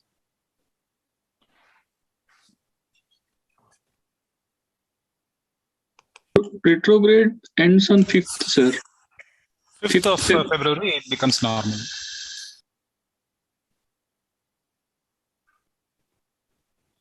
Respect to this chart, it is moving towards Mars, the Lord of the 6th house. So, Yeah, that's what I was waiting for. Okay. That was the answer I was waiting for. Mercury is trying to connect to going towards Mars.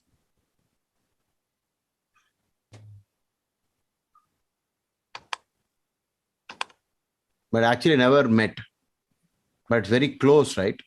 They remember in our classes we said Mercury and Mars are not separate. Though they are in separate signs. You know, in Prashna Marga, there is one idea that look at planets as in video, not as photo. What do you mean by that? Not frozen. They're constantly moving. They're constantly moving. You have to imagine that. Now you are seeing only stills. No movement at all. Photograph. Of course, a photograph reveals a lot. But just look at the video. Sir, Mars degree. Oh, can have someone mentioned Mars degree, sir? Doesn't even mention Mars degree? No, that doesn't matter. But at the time, it was going towards Mars. It was trying to escape this Saturn and the Sun. That is the point. But it's not at 28 degrees. Okay. Oh, yeah.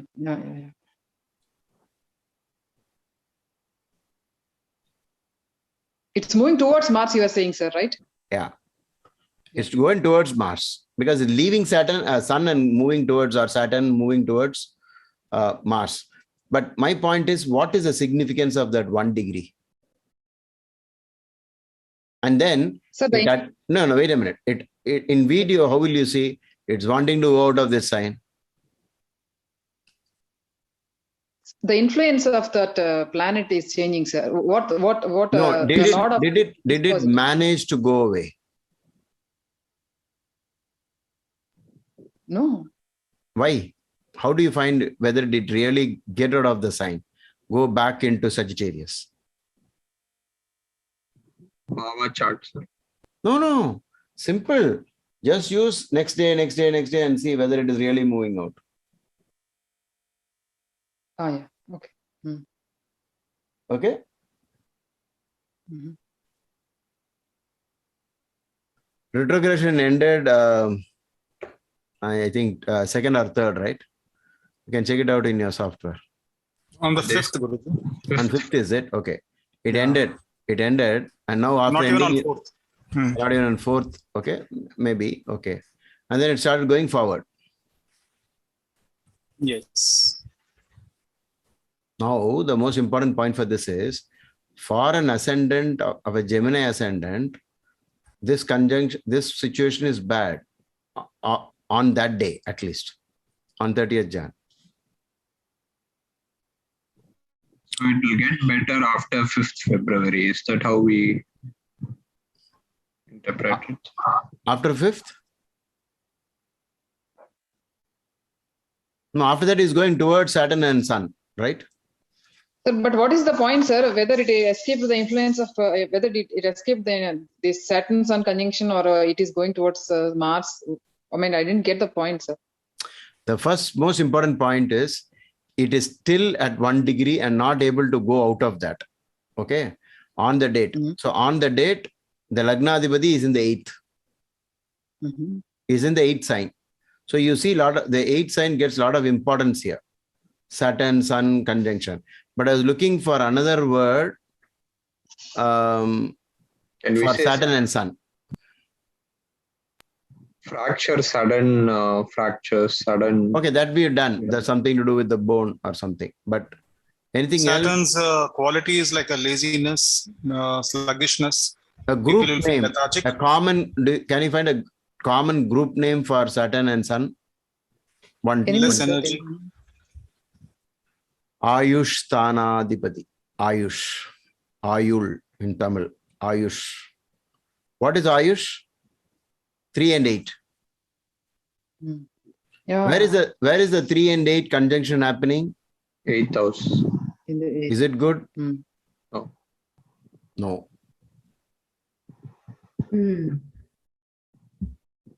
But Okay. but Guruji, Saturn is Ayush Karaga in the 8th house, isn't it? So that should. Okay, if that is true, then Sun afflicts Saturn. You'll have to reverse it. Do we not see that approach in Brigasutram that something good is said, and then when a malefic sits, he completely reverses it? Okay, yeah. It reverses it. Correct? Yeah. Yes. And there is no aspect on this conjunction. Jupiter aspects are not there. Venus is Jupiter not there. is nowhere connected to that. It is somewhere else. Even if Venus is also not there. Yeah. Now try to read the entire chart. Rahu is in the 12th, Ketu is in the 6th house. Already these, the 6th house scores, if you see, is very high. 8th house, there are conjunctions. So Guruji, if a child was born on this time, 30th Jan, which means then the child. Okay, like that also you can read to some extent, I think. You want to say something about Lagna Lord in the 8th afflicted, or 8th house malefics. Sir, but even the third lord is also afflicted, sir, because of the Saturn.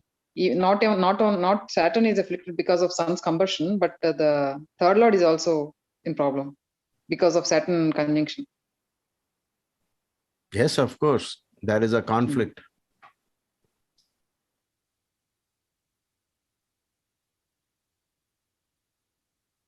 In the body part, what is Lagna Lord? Head, sir. Head. Brain.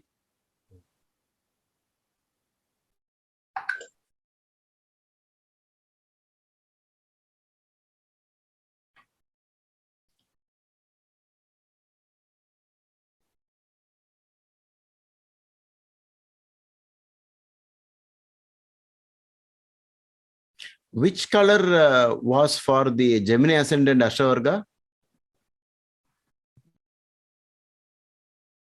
Was it, why did you write 2 scores? Pink. Okay, the pink is for the Gemini, right? Am I right? So initially, how did you get this one? The other one? You wrote Aquarius ascendant.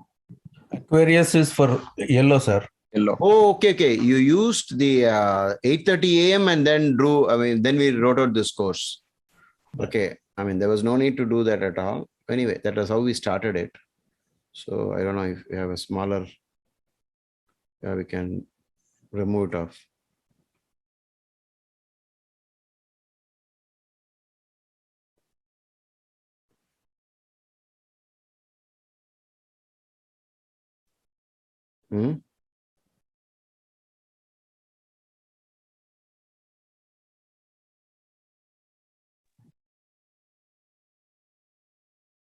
Oh, sun is at 16 degrees. Okay.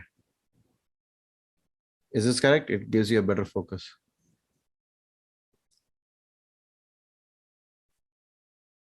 So, when you read the Ashtavarga scores and planetary positions and simply get the ascendant of somebody and place it over this, you should look out for any particular conjunctions, positions in 6, 8, and 12. Okay, for this ascendant, how many planets are in 6, 8, and 12? Don't use Bhava chart because we are not using it like that. Only Rashi chart because Ashtavarga is always Rashi. How many planets are in 6, 8, and 12? 5. 5 planets. How many planets are there totally? 9. 9. So not a good time. You will get better results with this method than Falatipika's single rule method that from the moon, 1-line rules. So you can use this much more. Now the Lagna Lord, the Lord of the head the health, the what do you say, I is in the 8th house. Okay. Planets in the beginning of a sign. What is it called? Virgo, they will be, no, not Vargotama, but in this case, Balavastha? right. Balavastha. Yeah. But even Mercury will be Vargotama, sir, here, because it is leadership sign. Yeah.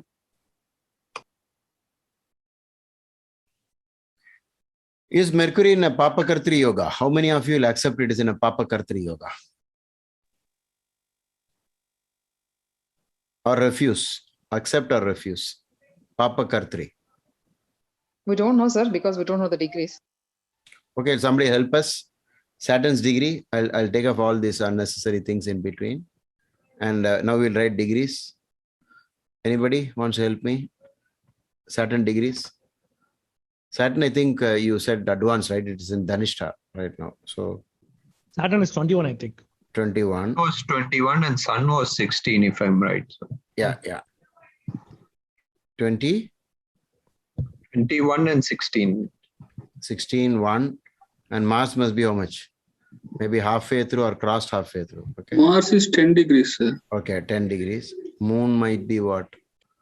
Moon is in Purvashada? Moon is like 17 degrees, sir. At least Purvashada, right? Yeah, right. Puradam, Purvashada. Okay. Venus? Venus 16 degrees, sir. Right. This thing is not showing up properly. Moon is in what you said? 17, no? 16? 17, sir. 17. Venus? 16.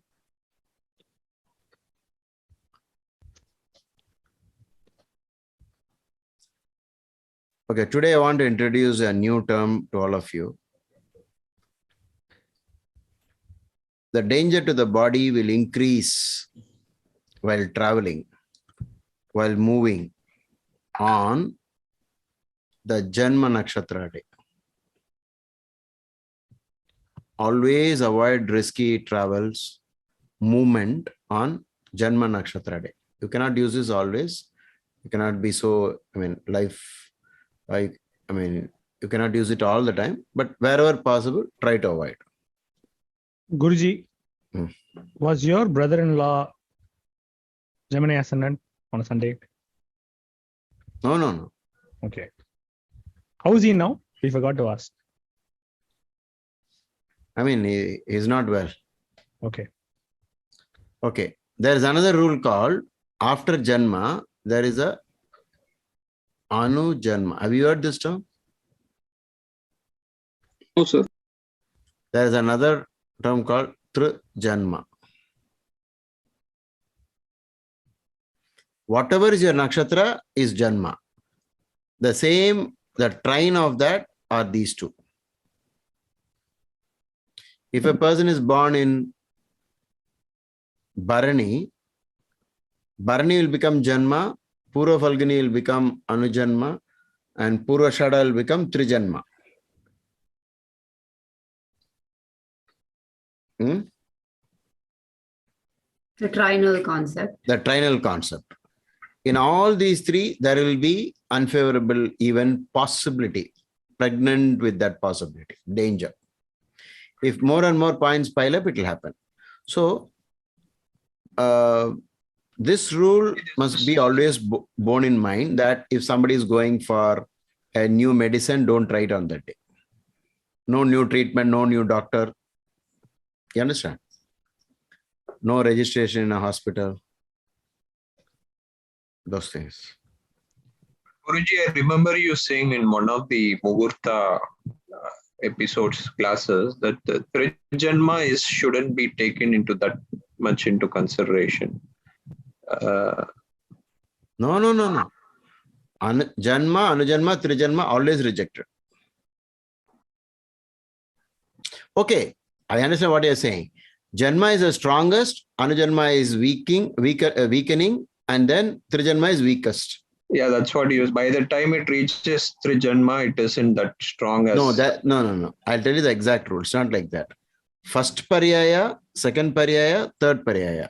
That is first star to the 8th star, then again, 9th star, and 10th to how much that is 19 and 20 to 27.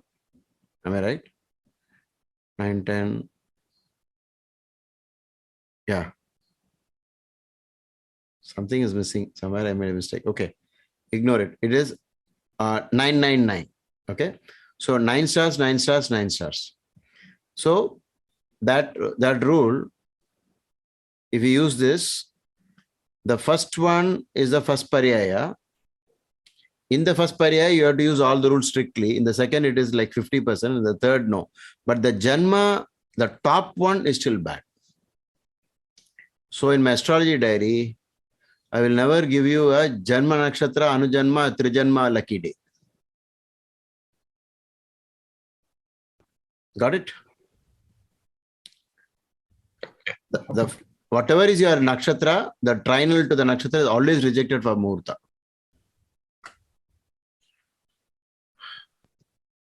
Is there anything, suppose a child is born on this day, is there anything bad in terms of inauspicious birth?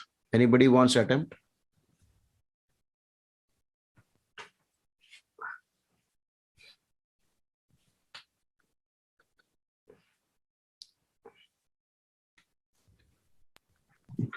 Could you rephrase the question, Guruji? As in, if a person is born suppose on a particular a child is born at this time. You mean the 30th Jan 8:30? Yeah. Okay. I mean, that's not the same ascendant, I know that. But Sir, it is KPC, the Krishna Paksha Chaturdasi. can you explain in detail what is KPC? Sir, it is the tithi before the Amavasya, sir.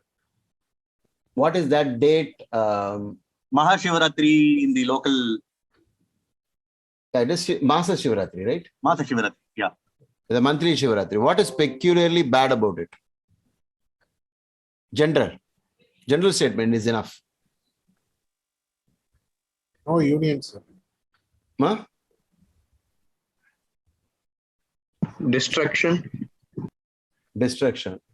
Which god is it connect? I mean, the prayers are done to which god? Shiva.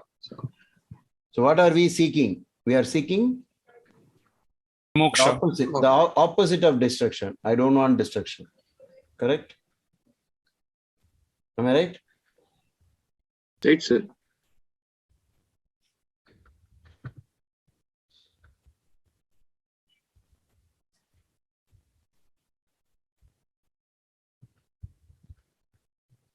Guruji, Trijanma means like 3 lifetimes back.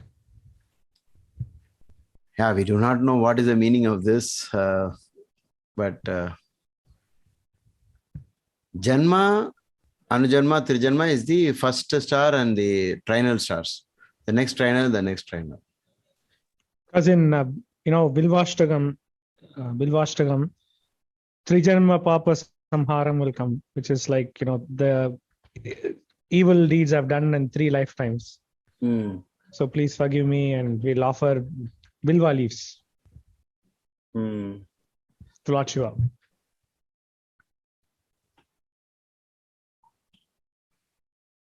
Okay, what is the conclusion today?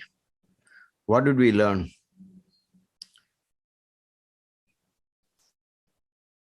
What is so peculiar about this chart? In conclusion, each one say one point.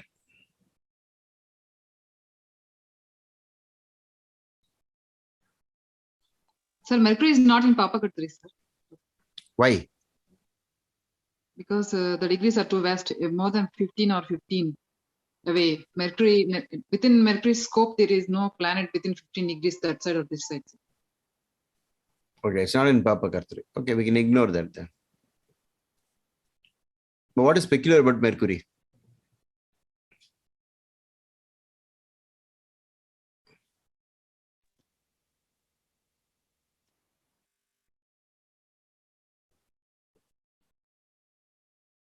So it is not malefic for this native, sir. Because it is not afflicted. But where is it for a Mithuna Lagna person? Eighth house, sir. Okay, wait a minute. I want to tell you one thing. From that person's point of view, what is Mercury always? Himself, the body. My Lagna. His calculation I abilities, his myself, skills, sir, thinking. Mercury is me. My Lagna, my fourth house. What is it? In layman's term, you tell. Explain. Me and my comforts. Me and my comforts. Yeah. Where is it? It is in eighth house. You know why I'm saying first degree is because whenever the first degree is there, it means, okay, if Jupiter gets into a new sign, is it not a dramatic event? 1 degree. Sankramana, sir. It just Sankramana. Okay, it just entered. like It entered. It's a hot news. It's somebody has taken over this. Somebody has come. See, like four friends are in a party. Who gets the maximum attention? You know. The one that just came out. I mean, the one just came. Wow, come on, everybody. But the fellow sitting here, nobody will even bother. That is more dramatic. That 1 degree people. Not the 29 degree, because he's exiting. Nobody seems to care. Or it's another way of saying, I just got into the ethos. Or I'm still in, at the border. I'm not going away from here. I'm trying to say something. I'm still in a state of problem. And believe it or not, it came pretty close to exiting when Kasi, what's his full name? Jyotish Kasi left. He noticed his point and then left. I just rejoined. Joined. Okay. I just rejoined, actually. Yeah. So that rejoining is Jyotish Kasi is not leaving. Mercury is not leaving. It was about to leave. But Mercury stayed there. Where is it right now? If you look at the video, it will be like Mercury was going, like this towards Mars, wanted to get out of the sign into Sagittarius, but stopped. Wait. I'm not going. What does that mean? Can any one of you say a few words about that? I have unfinished business to complete. Yeah, I'm not going. I'm still in the 8th. The danger is still on. If only I had moved out of this, I'm not in danger. Then the other points add up. Okay. Regarding Aish, sir. Yeah, it's an oil matter. Lagna Lord. So you have to say, I was waiting for one single word, Ayush Karaka. Ayush Tanadipati, sorry. Saturn and Sun. Okay. Their conjunction is happening where? In Aish. In Ayush Tana, in the sky, with reference to the Gemini ascendant person. Then on top of that, if the Dasha Bhukti is saying something, there is great danger. Okay. Let's all pray that this person comes out of the danger. Yes, sir.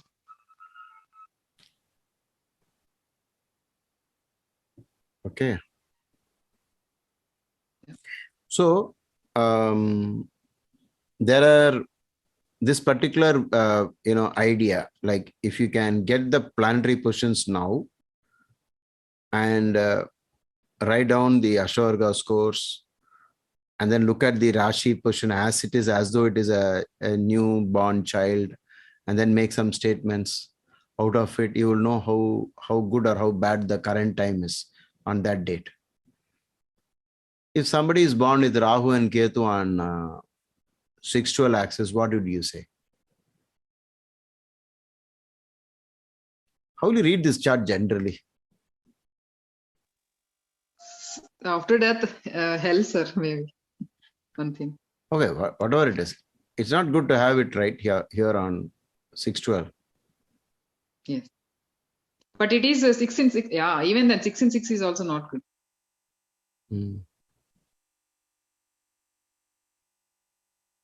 Okay. we have done one important method of studying the transit of planets.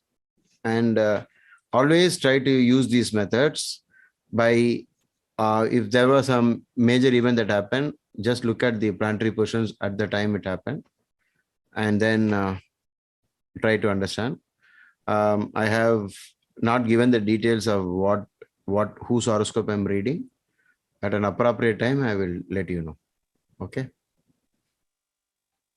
Sir, this is if it is a transit chart, sir, it is not for any native, but the Gemini ascendant is the native, and this is transit chart for that Gemini ascendant person. Then also we can estimate some problems regarding longevity, sir.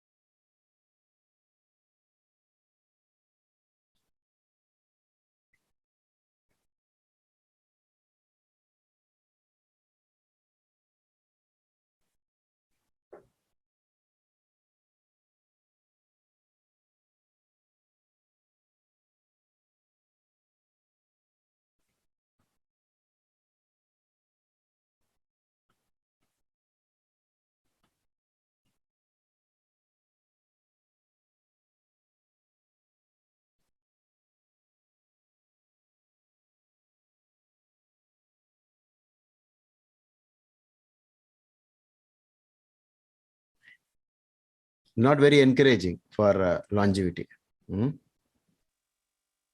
Yeah, if the Dasha and Antardasha, we should check. Yeah. You already said. No, because you already checked. Manoj has already checked. Yes, Manoj? I'm there, sir. Yeah. What is the, you have a chart with you for which, what does the Maharishi say about this time? I have, sir, 1 minute. Just let me get that.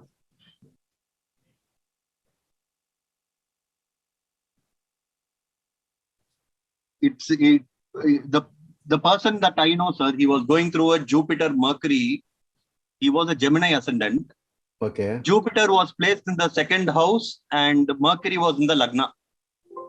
Okay.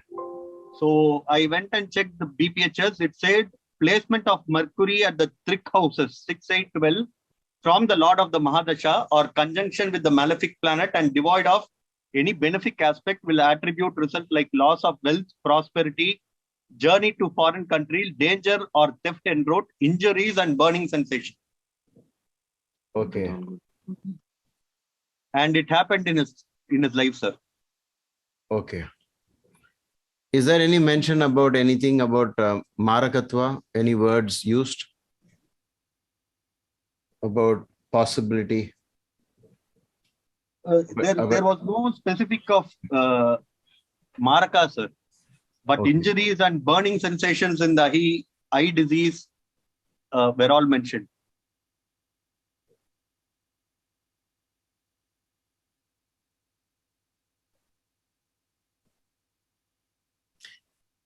So this is, the person is going through Jupiter Mahadasha. And Mercury. Jupiter, Mercury, sir. Mercury. And is Mercury the 12th from Dashanath? Yes. He is a Gemini ascendant, sir. No. I'm saying from Dashanath in the 12th. Yeah. From the Dasha, that is Jupiter was placed in the second house for the Gemini Lagna. No, not that. From the Dashanath, Bhuktinath is placed in 12th. Yes, correct. Yes, Mercury is in its own house, Gemini, sir. That's In its okay, own but it is in the 12th. Yes. And is Mercury very close to any malefic? It was combust, sir. It is combust, right? Yes. Because of combustion is used for sun. Yes. So combust and 12th from Dashanath, is it not always in the last paragraph that the Maharishi says something about such things? Correct. Yeah. In that, what did he say? 1 minute, sir. Anybody can read out? I'm doing it, sir. Yeah.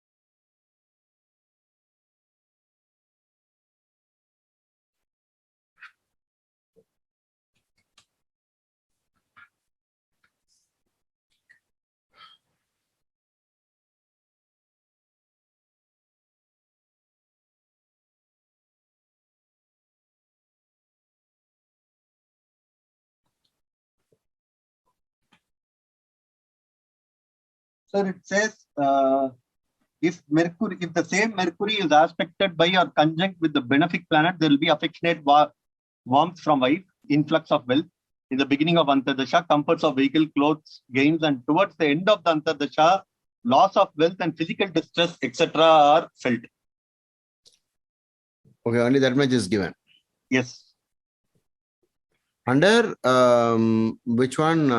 The Dasha of Jupiter, Mercury. Jupiter.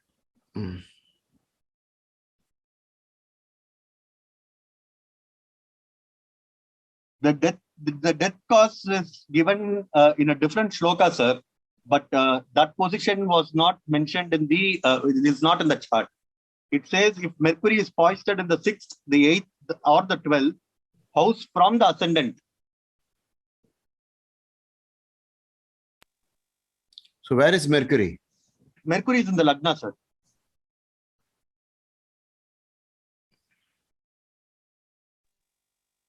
Bhadra Yoga. No. The last one is from Dashanath, no? No, sir. That is one shloka before that. In that, death is not mentioned, sir.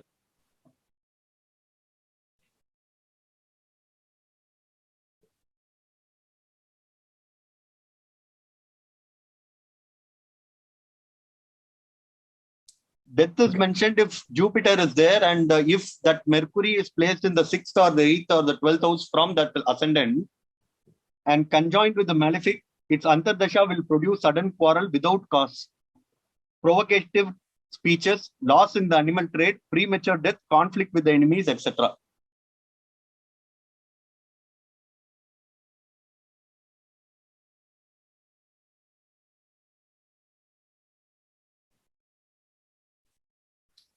In the last but one paragraph, what is the exact line in English? The conditions apply?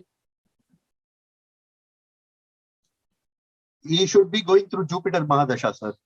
Yeah, that is okay. But then in Buddha Antardasha, from the ascendant, Mercury should be placed in 6, 8, or 12. Okay. No, I think with the malefic planet is the line, isn't it? You said something, right, Manoj? Mercury with some. No, if it is, that is a different statement where it is, if he is conjoined with the benefic, it will give, good results in the starting, but bad results in the ending. Okay, okay. So the bad results in the ending is the where you said premature death, is it? No, this is, you have to go through Jupiter Dasha, and if Mercury is placed in the 6, 8, 12 from the ascendant. Okay. The last paragraph is always not from the ascendant. No? It's always from Mahadasha Lord.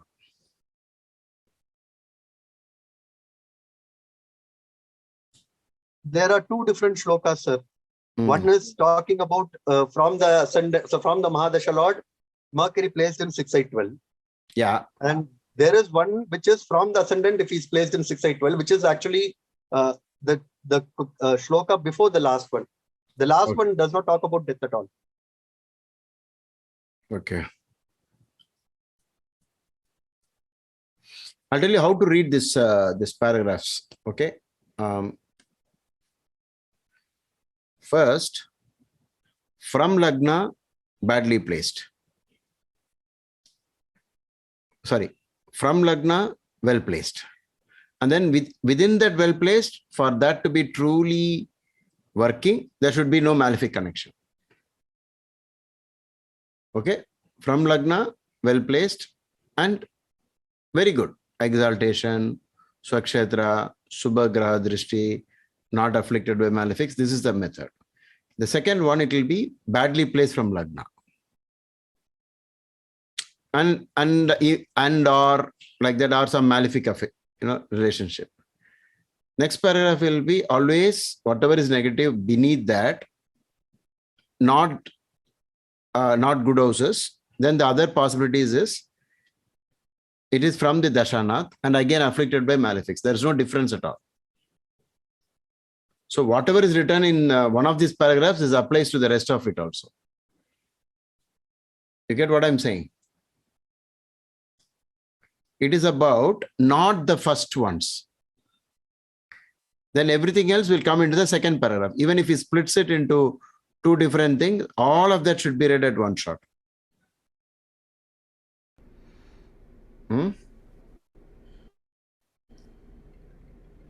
In the Sanskrit part where he is saying that if somebody can, Manoj, you can read Sanskrit, right?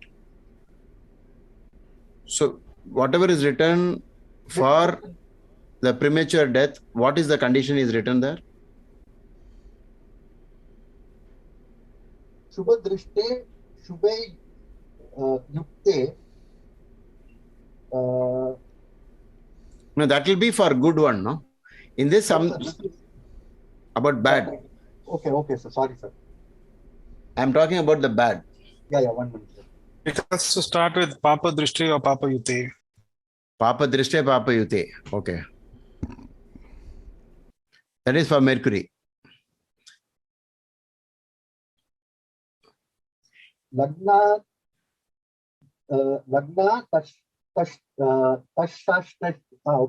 Tashashta Bhave Va Yaye Va Papa Samyukte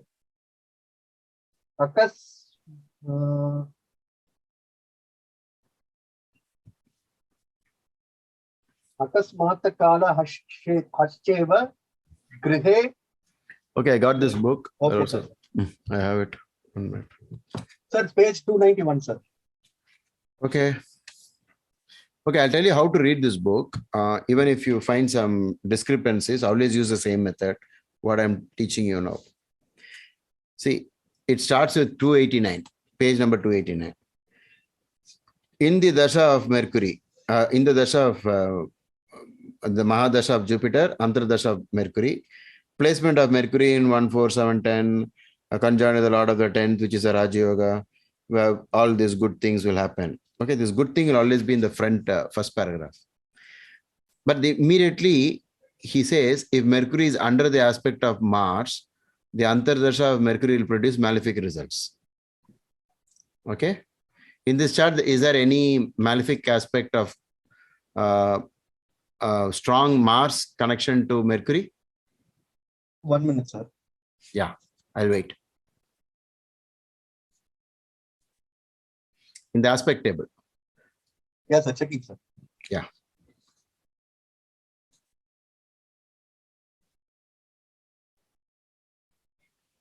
No, sir, but here Mercury is being aspected by Saturn a lot. Okay, so that condition doesn't satisfy. Okay. Next one is well placed. Warmth of mother and father, possession of elephants, this and that. if Mercury is placed in angle trine from the Lord of Mahadasha, which is not true, right? Okay, how do we read this is, these good things are not happening, right? None of these good things are happening because Mercury has a problem. What is Mercury's problem? It is a Lagna Lord that got afflicted. Where? In his own house. Somebody mentioned Bhadra Yoga, right? Yes or no? Yes, sir. You know, the problem with all this is, when we make a rule or a yoga, we assume that it is unafflicted. If it's afflicted, it won't be. It's not strong enough. It will be afflicted means it will not perform very well. Okay. So who's the spoiler here? Sun is a spoiler. So in the next paragraph, on page number 291, as Manoj pointed out, placement of planet in 6, 8, and 12 from the Lord of Mahadasha. From here on, it gets bad.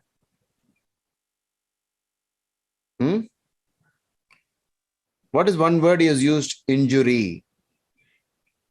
Yes? That one word you can take. And then wait there. Because already he has started saying something bad. I think the word is used is Rana. Is it correct, Manoj? The word Rana is used. In Tamil also, I think we use that word, Ranam. Then, in the next paragraph, if Mercury is positioned in 6, 8, and 12 from the ascendant and conjoined with malefic planets and so on and so forth, you know what is the mistake here, Manoj? Anybody can read out what is the mistake?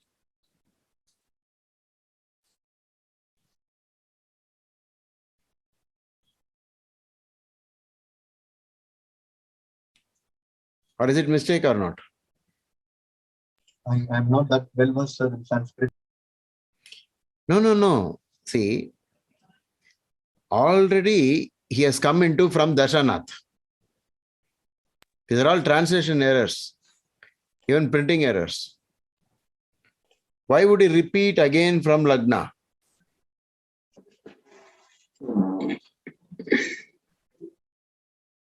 You understand? Has he not finished from Lagna?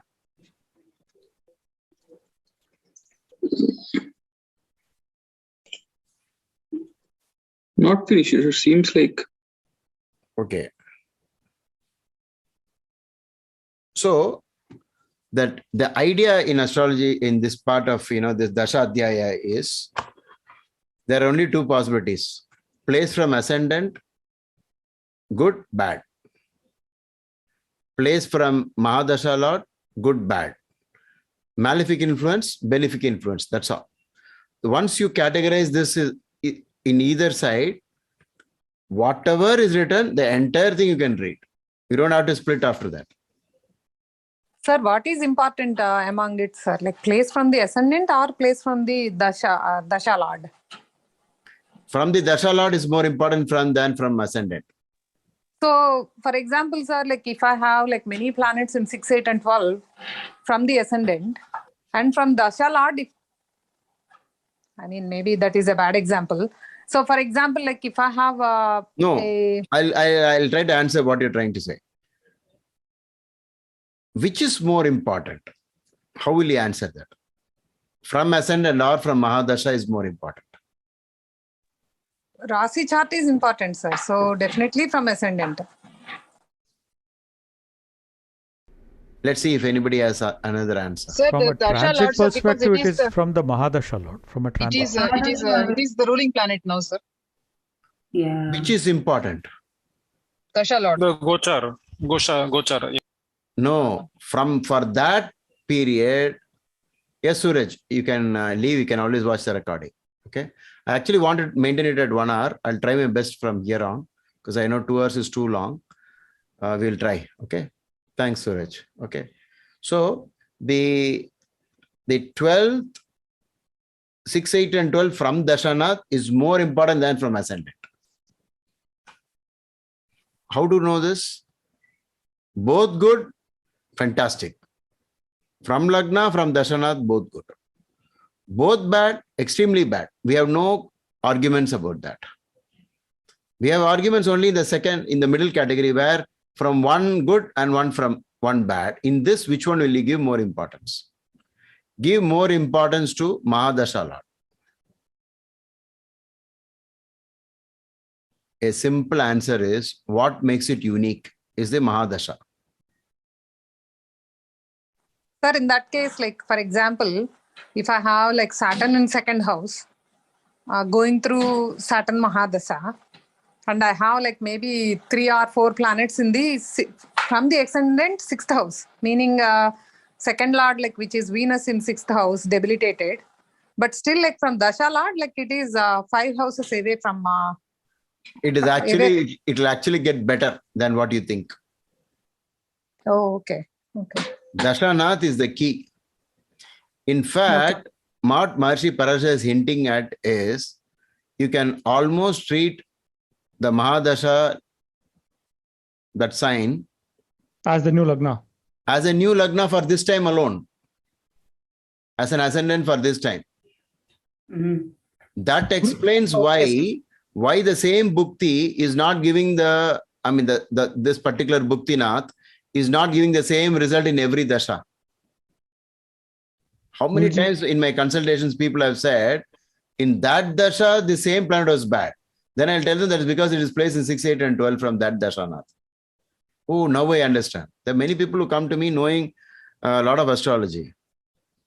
So it's always what is more specific is the greater one.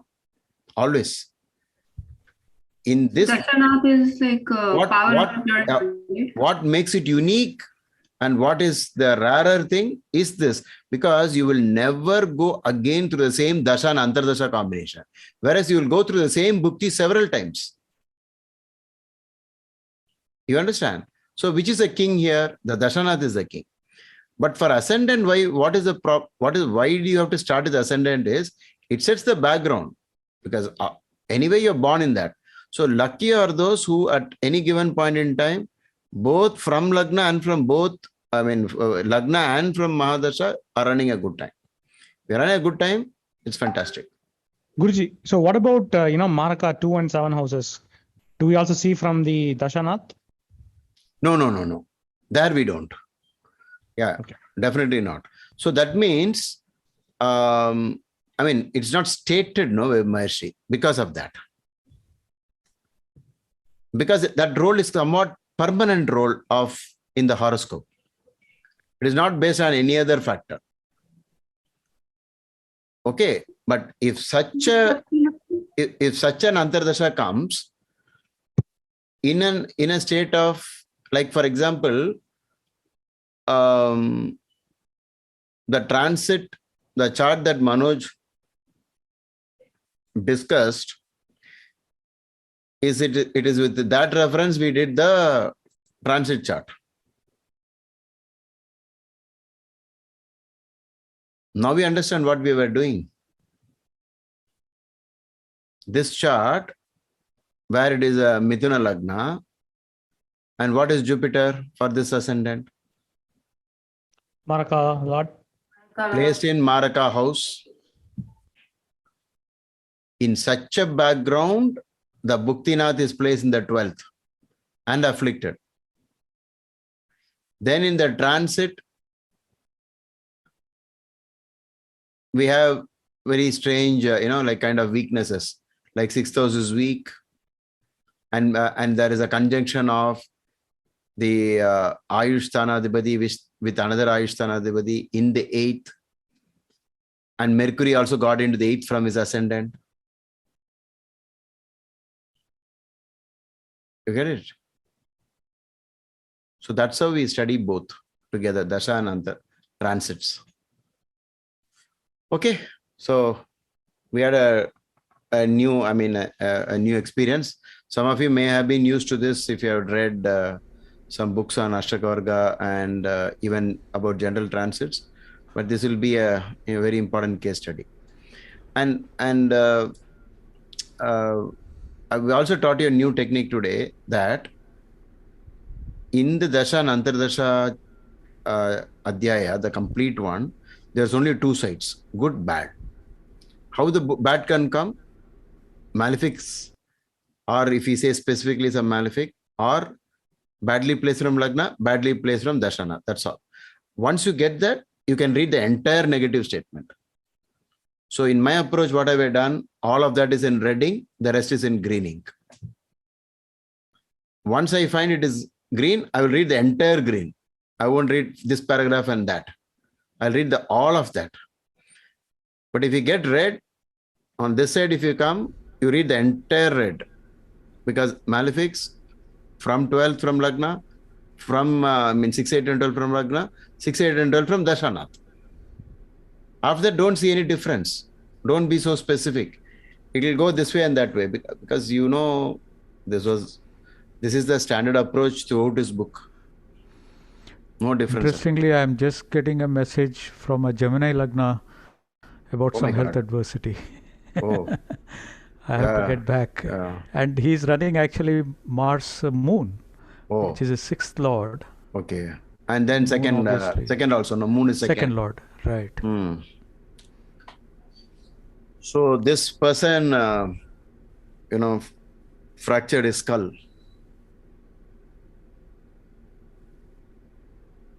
Because the first house is the head. Oh. Okay, so let's pray for all the people who are sick right now in this world. May all of them recover. May God give them, extra years. Namah Shivaya. Fine. Thank you, sir. Yeah, we will end this. Thank you, session. Guruji.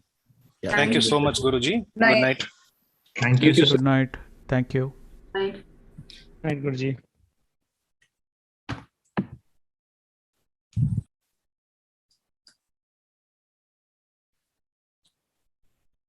Thank you, Guruji. I had a feeling you were talking about a person. Just instincts. Got somebody in mind. Prahlad, when you think about a person, you will miss the message. Then it becomes subjective, no? Objective study of astrology is what is recommended. You have to look at it like that. Okay, what is this? What is that? And from that, you will learn a lot. If you personalize it, it becomes different. Suppose you think this game is by Magnus Carlsen and like that, then you have Magnus Carlsen running in your mind and all that. But you will miss the actual, the game itself. Yes, Guruji. So, like for example, I used to get addicted to this, Ronnie's game in snooker. And off late, I thought I shouldn't do that. I should look at everybody else also. Because then my world of snooker will be only his game. Okay. Yes. So personalizing is actually not a good idea when we learn astrology. Especially when you start talking about your own horoscope, then oh my God, like this. One thing, Kasi came back. But before he came back, I was about to say, Mercury never went out, it came back. Okay. And that time I was thinking Kasi will come back. You believe it or not, I knew he's going to come back.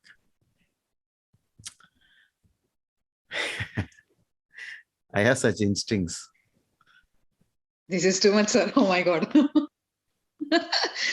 small events also you can in a meeting, the moment I started talking about Saturn, a person just got up and walked away.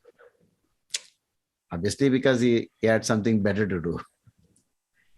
But when he went out, I told in front of everybody, he's going through 7.5 years Saturn. And he's not supposed to listen to what I'm saying now. And later I found he was. My God. Okay. I do it quite often, these things. Guruji, I meant to say, when you were talking about the Sunday time, I felt that there was a person involved. Yeah, it's okay. Yeah, I mean, there is a person involved. But the moment I tell about that, you will miss all the discussion. Yes, 100%. Yeah, we'll miss all the nuggets. Yeah, all of that you will miss. Your mind will go elsewhere. Very good point, Guruji. Mm. Maybe I should also look at Carpo and others' game, because I'm always stuck with Caspro and a few others. You should look at everybody. You learn something from, one day, when Anand was a child, I asked him, why do you like playing with me? He said, you're doing, things quite, like you're making it look like boxing. So the game is interesting, he said. You understand? I'll try all kinds of things. Actually, very, almost, you can say recklessness. Sir, it is your style, sir, or it's one of your styles, sir? No, sometimes I play like that. So on the day this movie, Tanir Tanir was being screened, I defeated him 3 times continuously in a 5-minute game. And when the bell rang for the movie, all the members left the club. They went for the movie. So I was also more interested in the movie than the game. So I got up. When I got up, he held my hand and said, "You're not going anywhere. Let's play." He defeated me 5 times continuously and then said, "Now we'll go."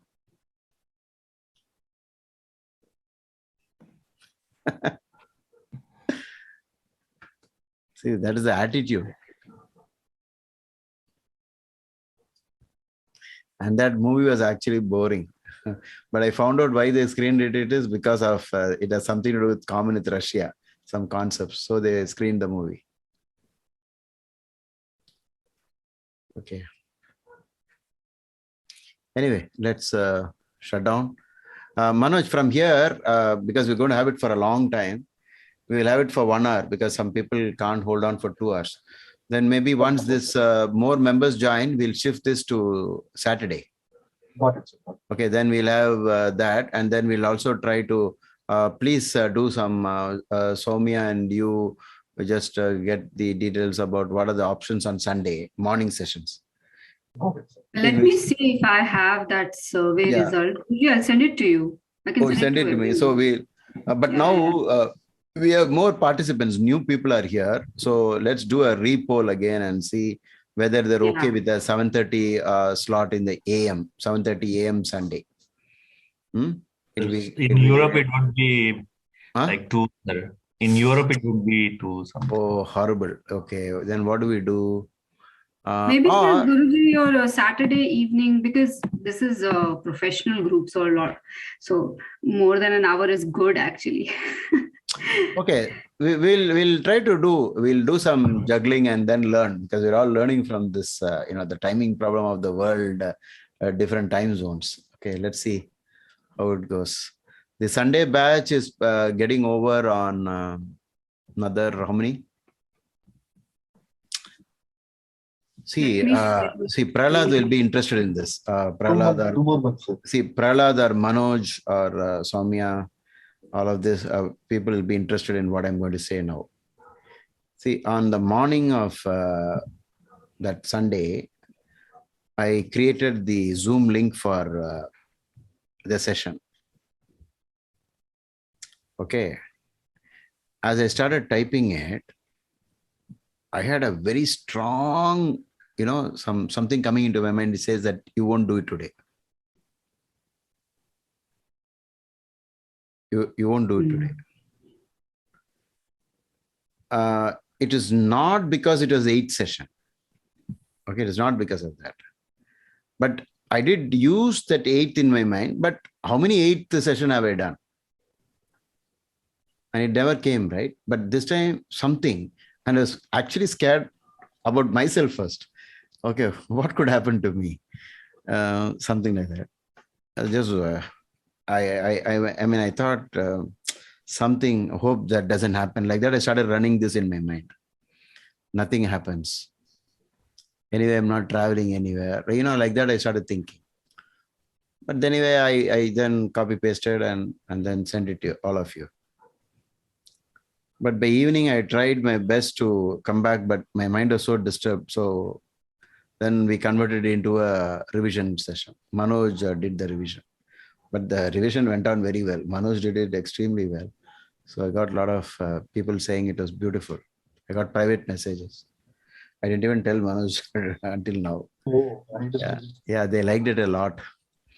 Okay, so I'm saying, why these instincts, why these thoughts come, I really don't know. I get these feelings. But at that point, if you ask me, do you know what's going to happen? I don't know. But it was disturbing. It was disturbing thought. Okay. Guruji, can you, for just a second, can you give me the share screen? I want to show you the survey that 94 students had filled earlier. Wow. Oh, yeah. Can you please make me a co-host again? Yeah. Where are you in? Yeah. Guruji, this happened more than once with me. Like what you said, the feeling of something unease. Yeah, it comes. I've done that, Soumya. It comes, Prahlad, why? Because when you're getting very, well connected with the universe, you're thinking in a different way, maybe. And then maybe it is also there in your karma also, that you can get this feeling. I have been getting this feeling. Sometimes I make dramatic statement. I don't even know why I made this. For a client, when she's from England, from London, and obviously well-to-do, and she wanted to go to Tirunallar. And she asked me, will it be easy? I said no. I don't know why I said no. And it won't be easy, I said, and then you'll have to do a lot of prayer before you reach there. And what do you think will happen? She shouldn't have asked me that question, but suddenly the thought came to me. You will have at least 3 tire punctures, I said. Obviously, if you ask me, why did you say, like, which book is saying 3 punctures and all that? I just said randomly a statement. So when she's on the way back, she said 2 has happened, but 3rd does not happen. I'm almost near Chennai. And then in less than 10 minutes, she called up and said, 1 more flat tire. What are the chances for 3 tire punctures to happen on a trip? Close to 0, sir. You see that? Did I tell this to anyone else? No. So there are many people. There are many. One strange prediction that I did, sir. Like, one day when I was in my grandfather's house, all of a sudden I looked at him and I was just looking at him and I got this thought process, like, when he sees the 7th generation kid, he will pass away. Huh? And I just kept it to myself, but I didn't reveal it to anybody. Okay. And exactly the kid was born the 3rd day he passed away. Oh. Yeah. Usually frequent temple visits, prayers, mantras, chanting, meditation, pondering over karma and the universe, all this will give you this luck. Sometimes it is not useful also. What is the point of telling 3 punctures? No, sir, but most of the time, no, sir. It will only be the negatives that come. Positives will not come. I've seen it. No, there have been a lot of positives that I have told to people. Guruji, but more than intuition, wouldn't this attribute to more like Vak Shuddhi? So, yeah, maybe. I don't know how to explain that, but no, if that aspect is there, my 2nd Lord Jupiter is aspecting its own house. That is one aspect I can take. Even dreams, for me, I'll see the exact thing, but in a slightly different, modified way. I will talk about dreams some other time. Okay, let's go through this slide. Friday. Which is the highest? Highest, Guruji, was so there were 94 people. Saturday, Sunday 8, 9. Saturday 8 and Saturday 9 were the highest. Then your Sundays were the next Sunday. But I think so. This was for the Patreon class we collected, right? This No, was actually Manoj, Manoj, whatever this is will apply for any course. Because it is a good data sample set, right? Correct. No doubt about that. 94 response will surely show the way. Saturday 8 and 9 p.m. is the comfortable time they have put, sir. So Saturday 8, 9, and 7. Okay. Then there is demand. So I have to sort this out. What about 6 p.m. or 7 p.m. in the evening on Saturdays? See that it's not there. 6 and 7. Okay. If it is there, I'll find it difficult to hold 2 classes. Yes, Guruji, and it's also bad for me. I have a class at 6:30. Not only that, since I turned 60, I've started visiting doctors also.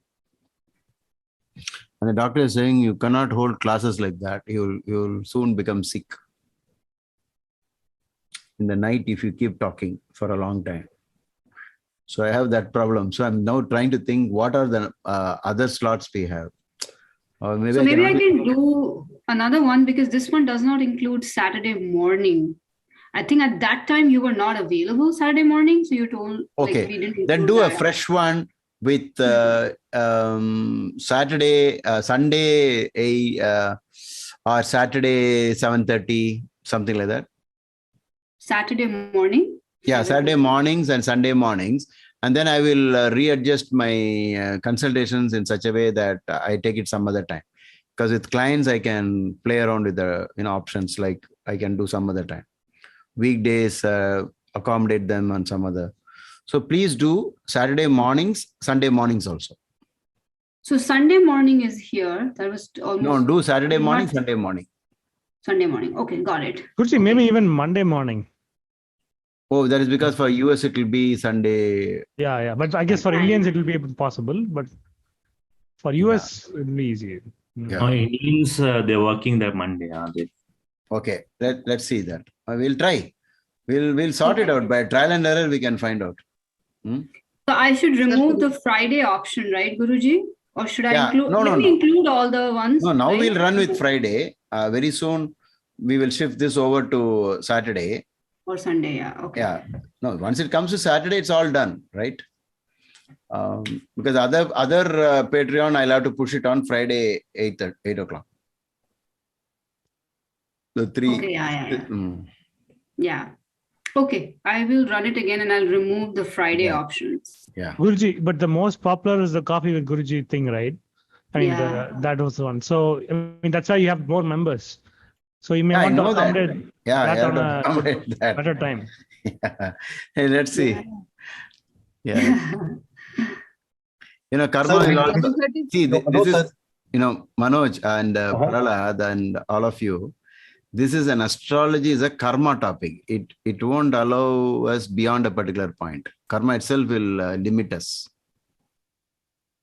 You understand? It's not so easy. Okay. I hope you understand what I'm trying to say. Yes. We are reading about karma. So there'll be a lot of obstacles. Yeah. Fine. That is the reason why we have to keep praying to Ganesha all the time.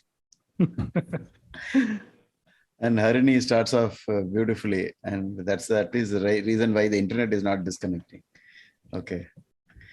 I'll tell you one thing. This is a very special class for only those who want to become professionals. Always keep this tarot card with you, the Rider-Waite. Okay. Is there any brand, sir, that we can buy? It's called Rider-Waite. Okay. Only buy that. Don't buy any other card. What's the spelling for Rider-Waite? Is it R-A-I-D-E-R or R-Y? I forgot. R-I-D-E-R-W-A-I-T-E, sir. Rider, R-I-D-E-R and W-A-I-T-E, correct? Yes. Rider-Waite, yeah, correct. Who's that? Soumya shared it. This one. This one. This is the full card. Okay. This is a Okay. fool card. He's about to fall, but he's not at all bothered about it. Okay. So This one? this one only. Yeah, this is the actual Raider weight. Because if I look at the card, any card, I can say which pack it is. So so now keep this as the thing. Does it show any sample if you open it? One card inside, if I see. No, don't go even for Amazon. Just go Google generally. Then I can tell you. 1 minute. Yeah, this is Rider weight. Yeah. These are all typical, but slight color changes have happened here. So let me, yeah, these are all color changes has been done.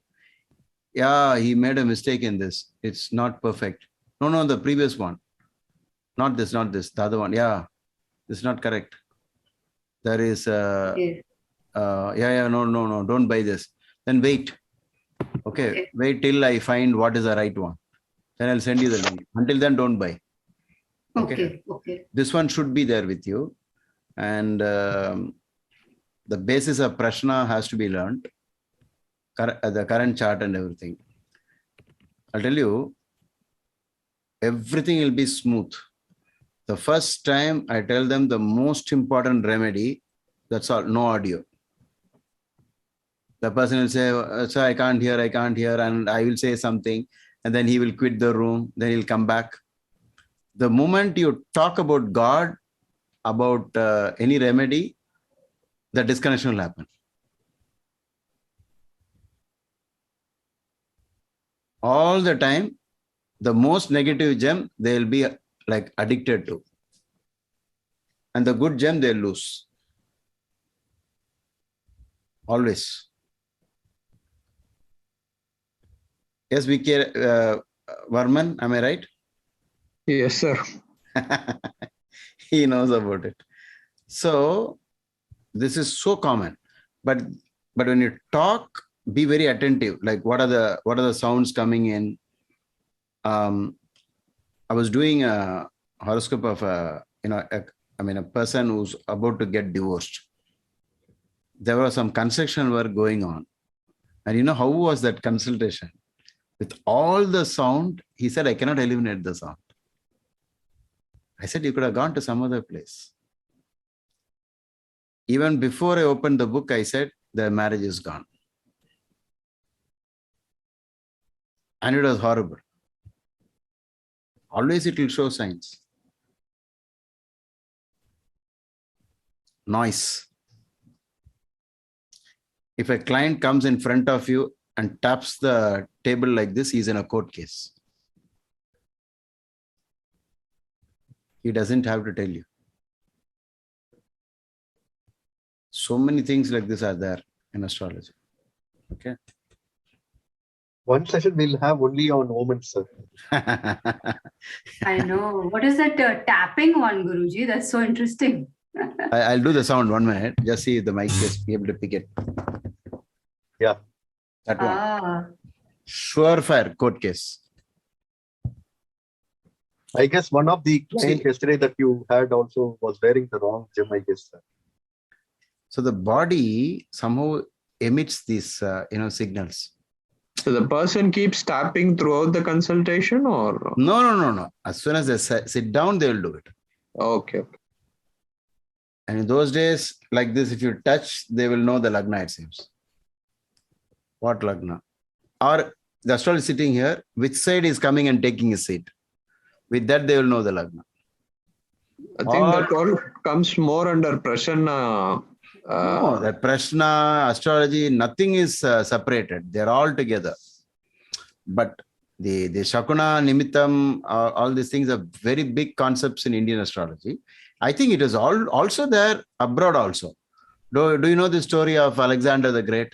That when he went for the crystal ball gazing, that story, you know? No, Guruji.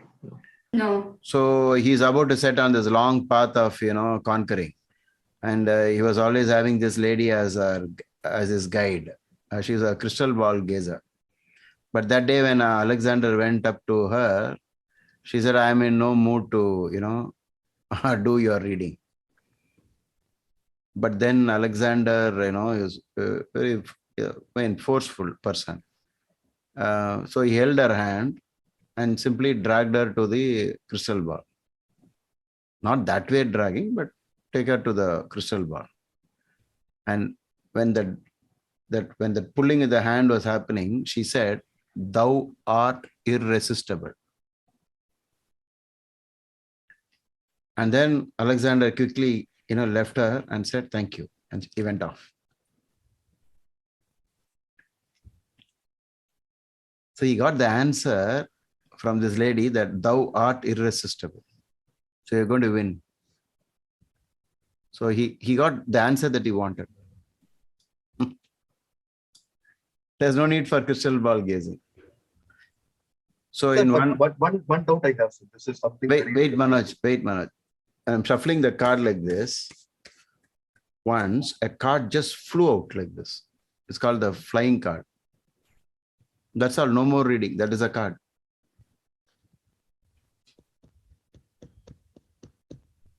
Now tell me what you want. Sir, now let's say that in the case of Alexander the Great itself, she gave something very promising to that person. No, she didn't. No, she didn't give anything. Whatever it is, sir. Yeah. Let it be the way he holded her hands or whatever. But let's say, suppose somebody is coming to the reading, you put in a positive energy, and that positive energy itself is making them to win something over. Yeah, it's okay. That's the way they say also. That's why I always say when a cat crosses your path, nothing happens. Only if you believe it, it'll happen. These omens are like that. Otherwise, if somebody is doing some building work somewhere, how does it affect my reading or my conclusions? It is my way of looking at it. Sir, I see a new deck, sir. Can I share my screen for 1 minute and start the one you are having, sir? Chart, is it? Yeah. Not chart, the deck. You have to show me one card properly. This one, yeah, this one is Rider-Waite. Yeah, it is. Got it. This one, sir. Yeah, this one is. In this, will they allow you to watch one more card? Okay. 3 of Wands. You type just on Google. You don't even use Amazon. Just type 3 of Wands picture. 3 of Wands picture. 3 of Wands. Yeah. Go to Google and choose images. 3 of Wands. And open the, not this. Right. Images. Click images.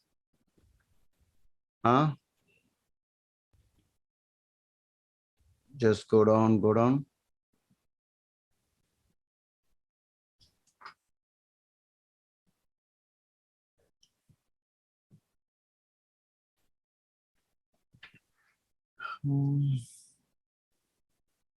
There is this, sir. Wait.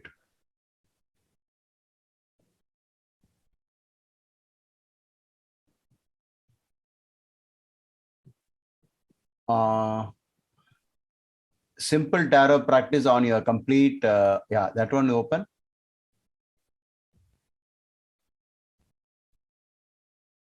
Make your money 2, 3. Okay. These are all Rider-Waite. Yeah, it's Rider-Waite. Okay, so then what you showed first is Rider-Waite.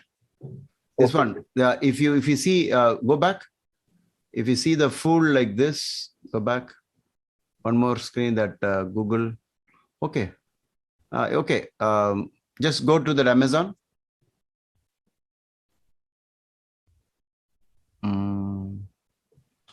Yeah, all of them are perfect. I'll tell you why it has to be perfect. Because every little thing will guide us in this. Small things will guide us. If they change the picture, it won't. Okay. Okay, sir. Got it.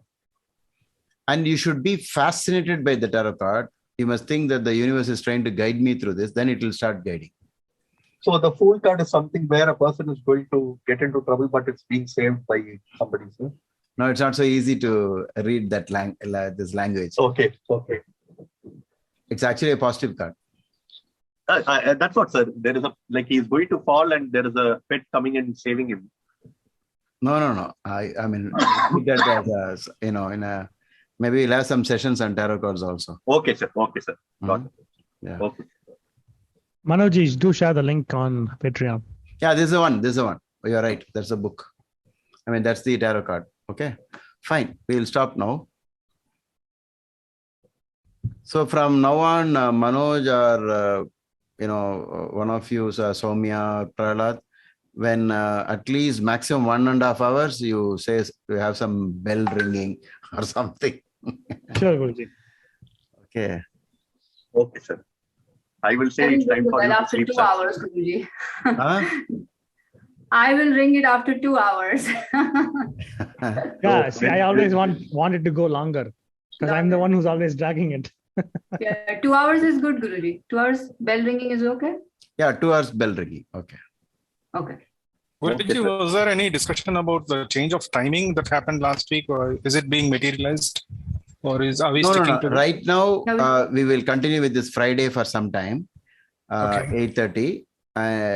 We'll say 8:30 or 8. That is the only thing. We'll do it 8 itself. 8 itself we'll do. And after some time, a little more like 10 more students or 20 more students come, then we'll shift this to Saturday. And then, then we'll take that to Friday, the other one to Friday. Oh. Because becoming an astrologer is more important to the world. That's what I think. Okay. Got it, sir. So. No, what is the difference? Friday and Saturday both will be same, right? Friday is our Coffee with Guruji. Originally Coffee with Guruji, now became Satsang with Guruji. So right now we're having that on Saturday. But once you are in this group, you will get invited for the other groups. Yes. Automatically. Okay. Yeah. Okay, Guruji. Okay. Have a fantastic, shall we say, weekend. Guruji, actually right now Saturn's in conjunction. Like in few minutes. Exact degree.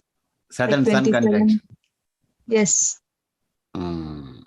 This will be crucial for the horoscope that we read today. And it happens to be my Saturn is my Mahadasha and Sun is Antardasha. Okay. Very good. Now, what you can do as a practice, just go through some of the horoscopes that you have. Take any event, something very dramatic, something unforgettable, both plus and minus side, and then superimpose the planetary position on that day with the Ashavarga score over the Lagna, and then see how it is.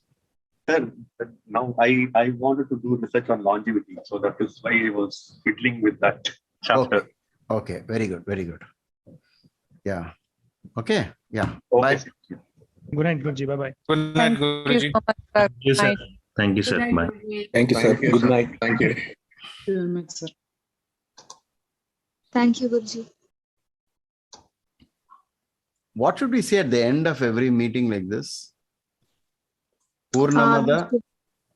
No, Guruji, we have a separate thing for that. I will do it from next class. Now I'll chant Purnamada. Yeah. Purnamada Purnamidam Purnat Purnamudachyate Purnasya Purnamadaya Purnamevavasishyate. Om Shanti Shanti Shanti Shanti. Om Shanti Shanti Shanti. Peace is so enjoyable.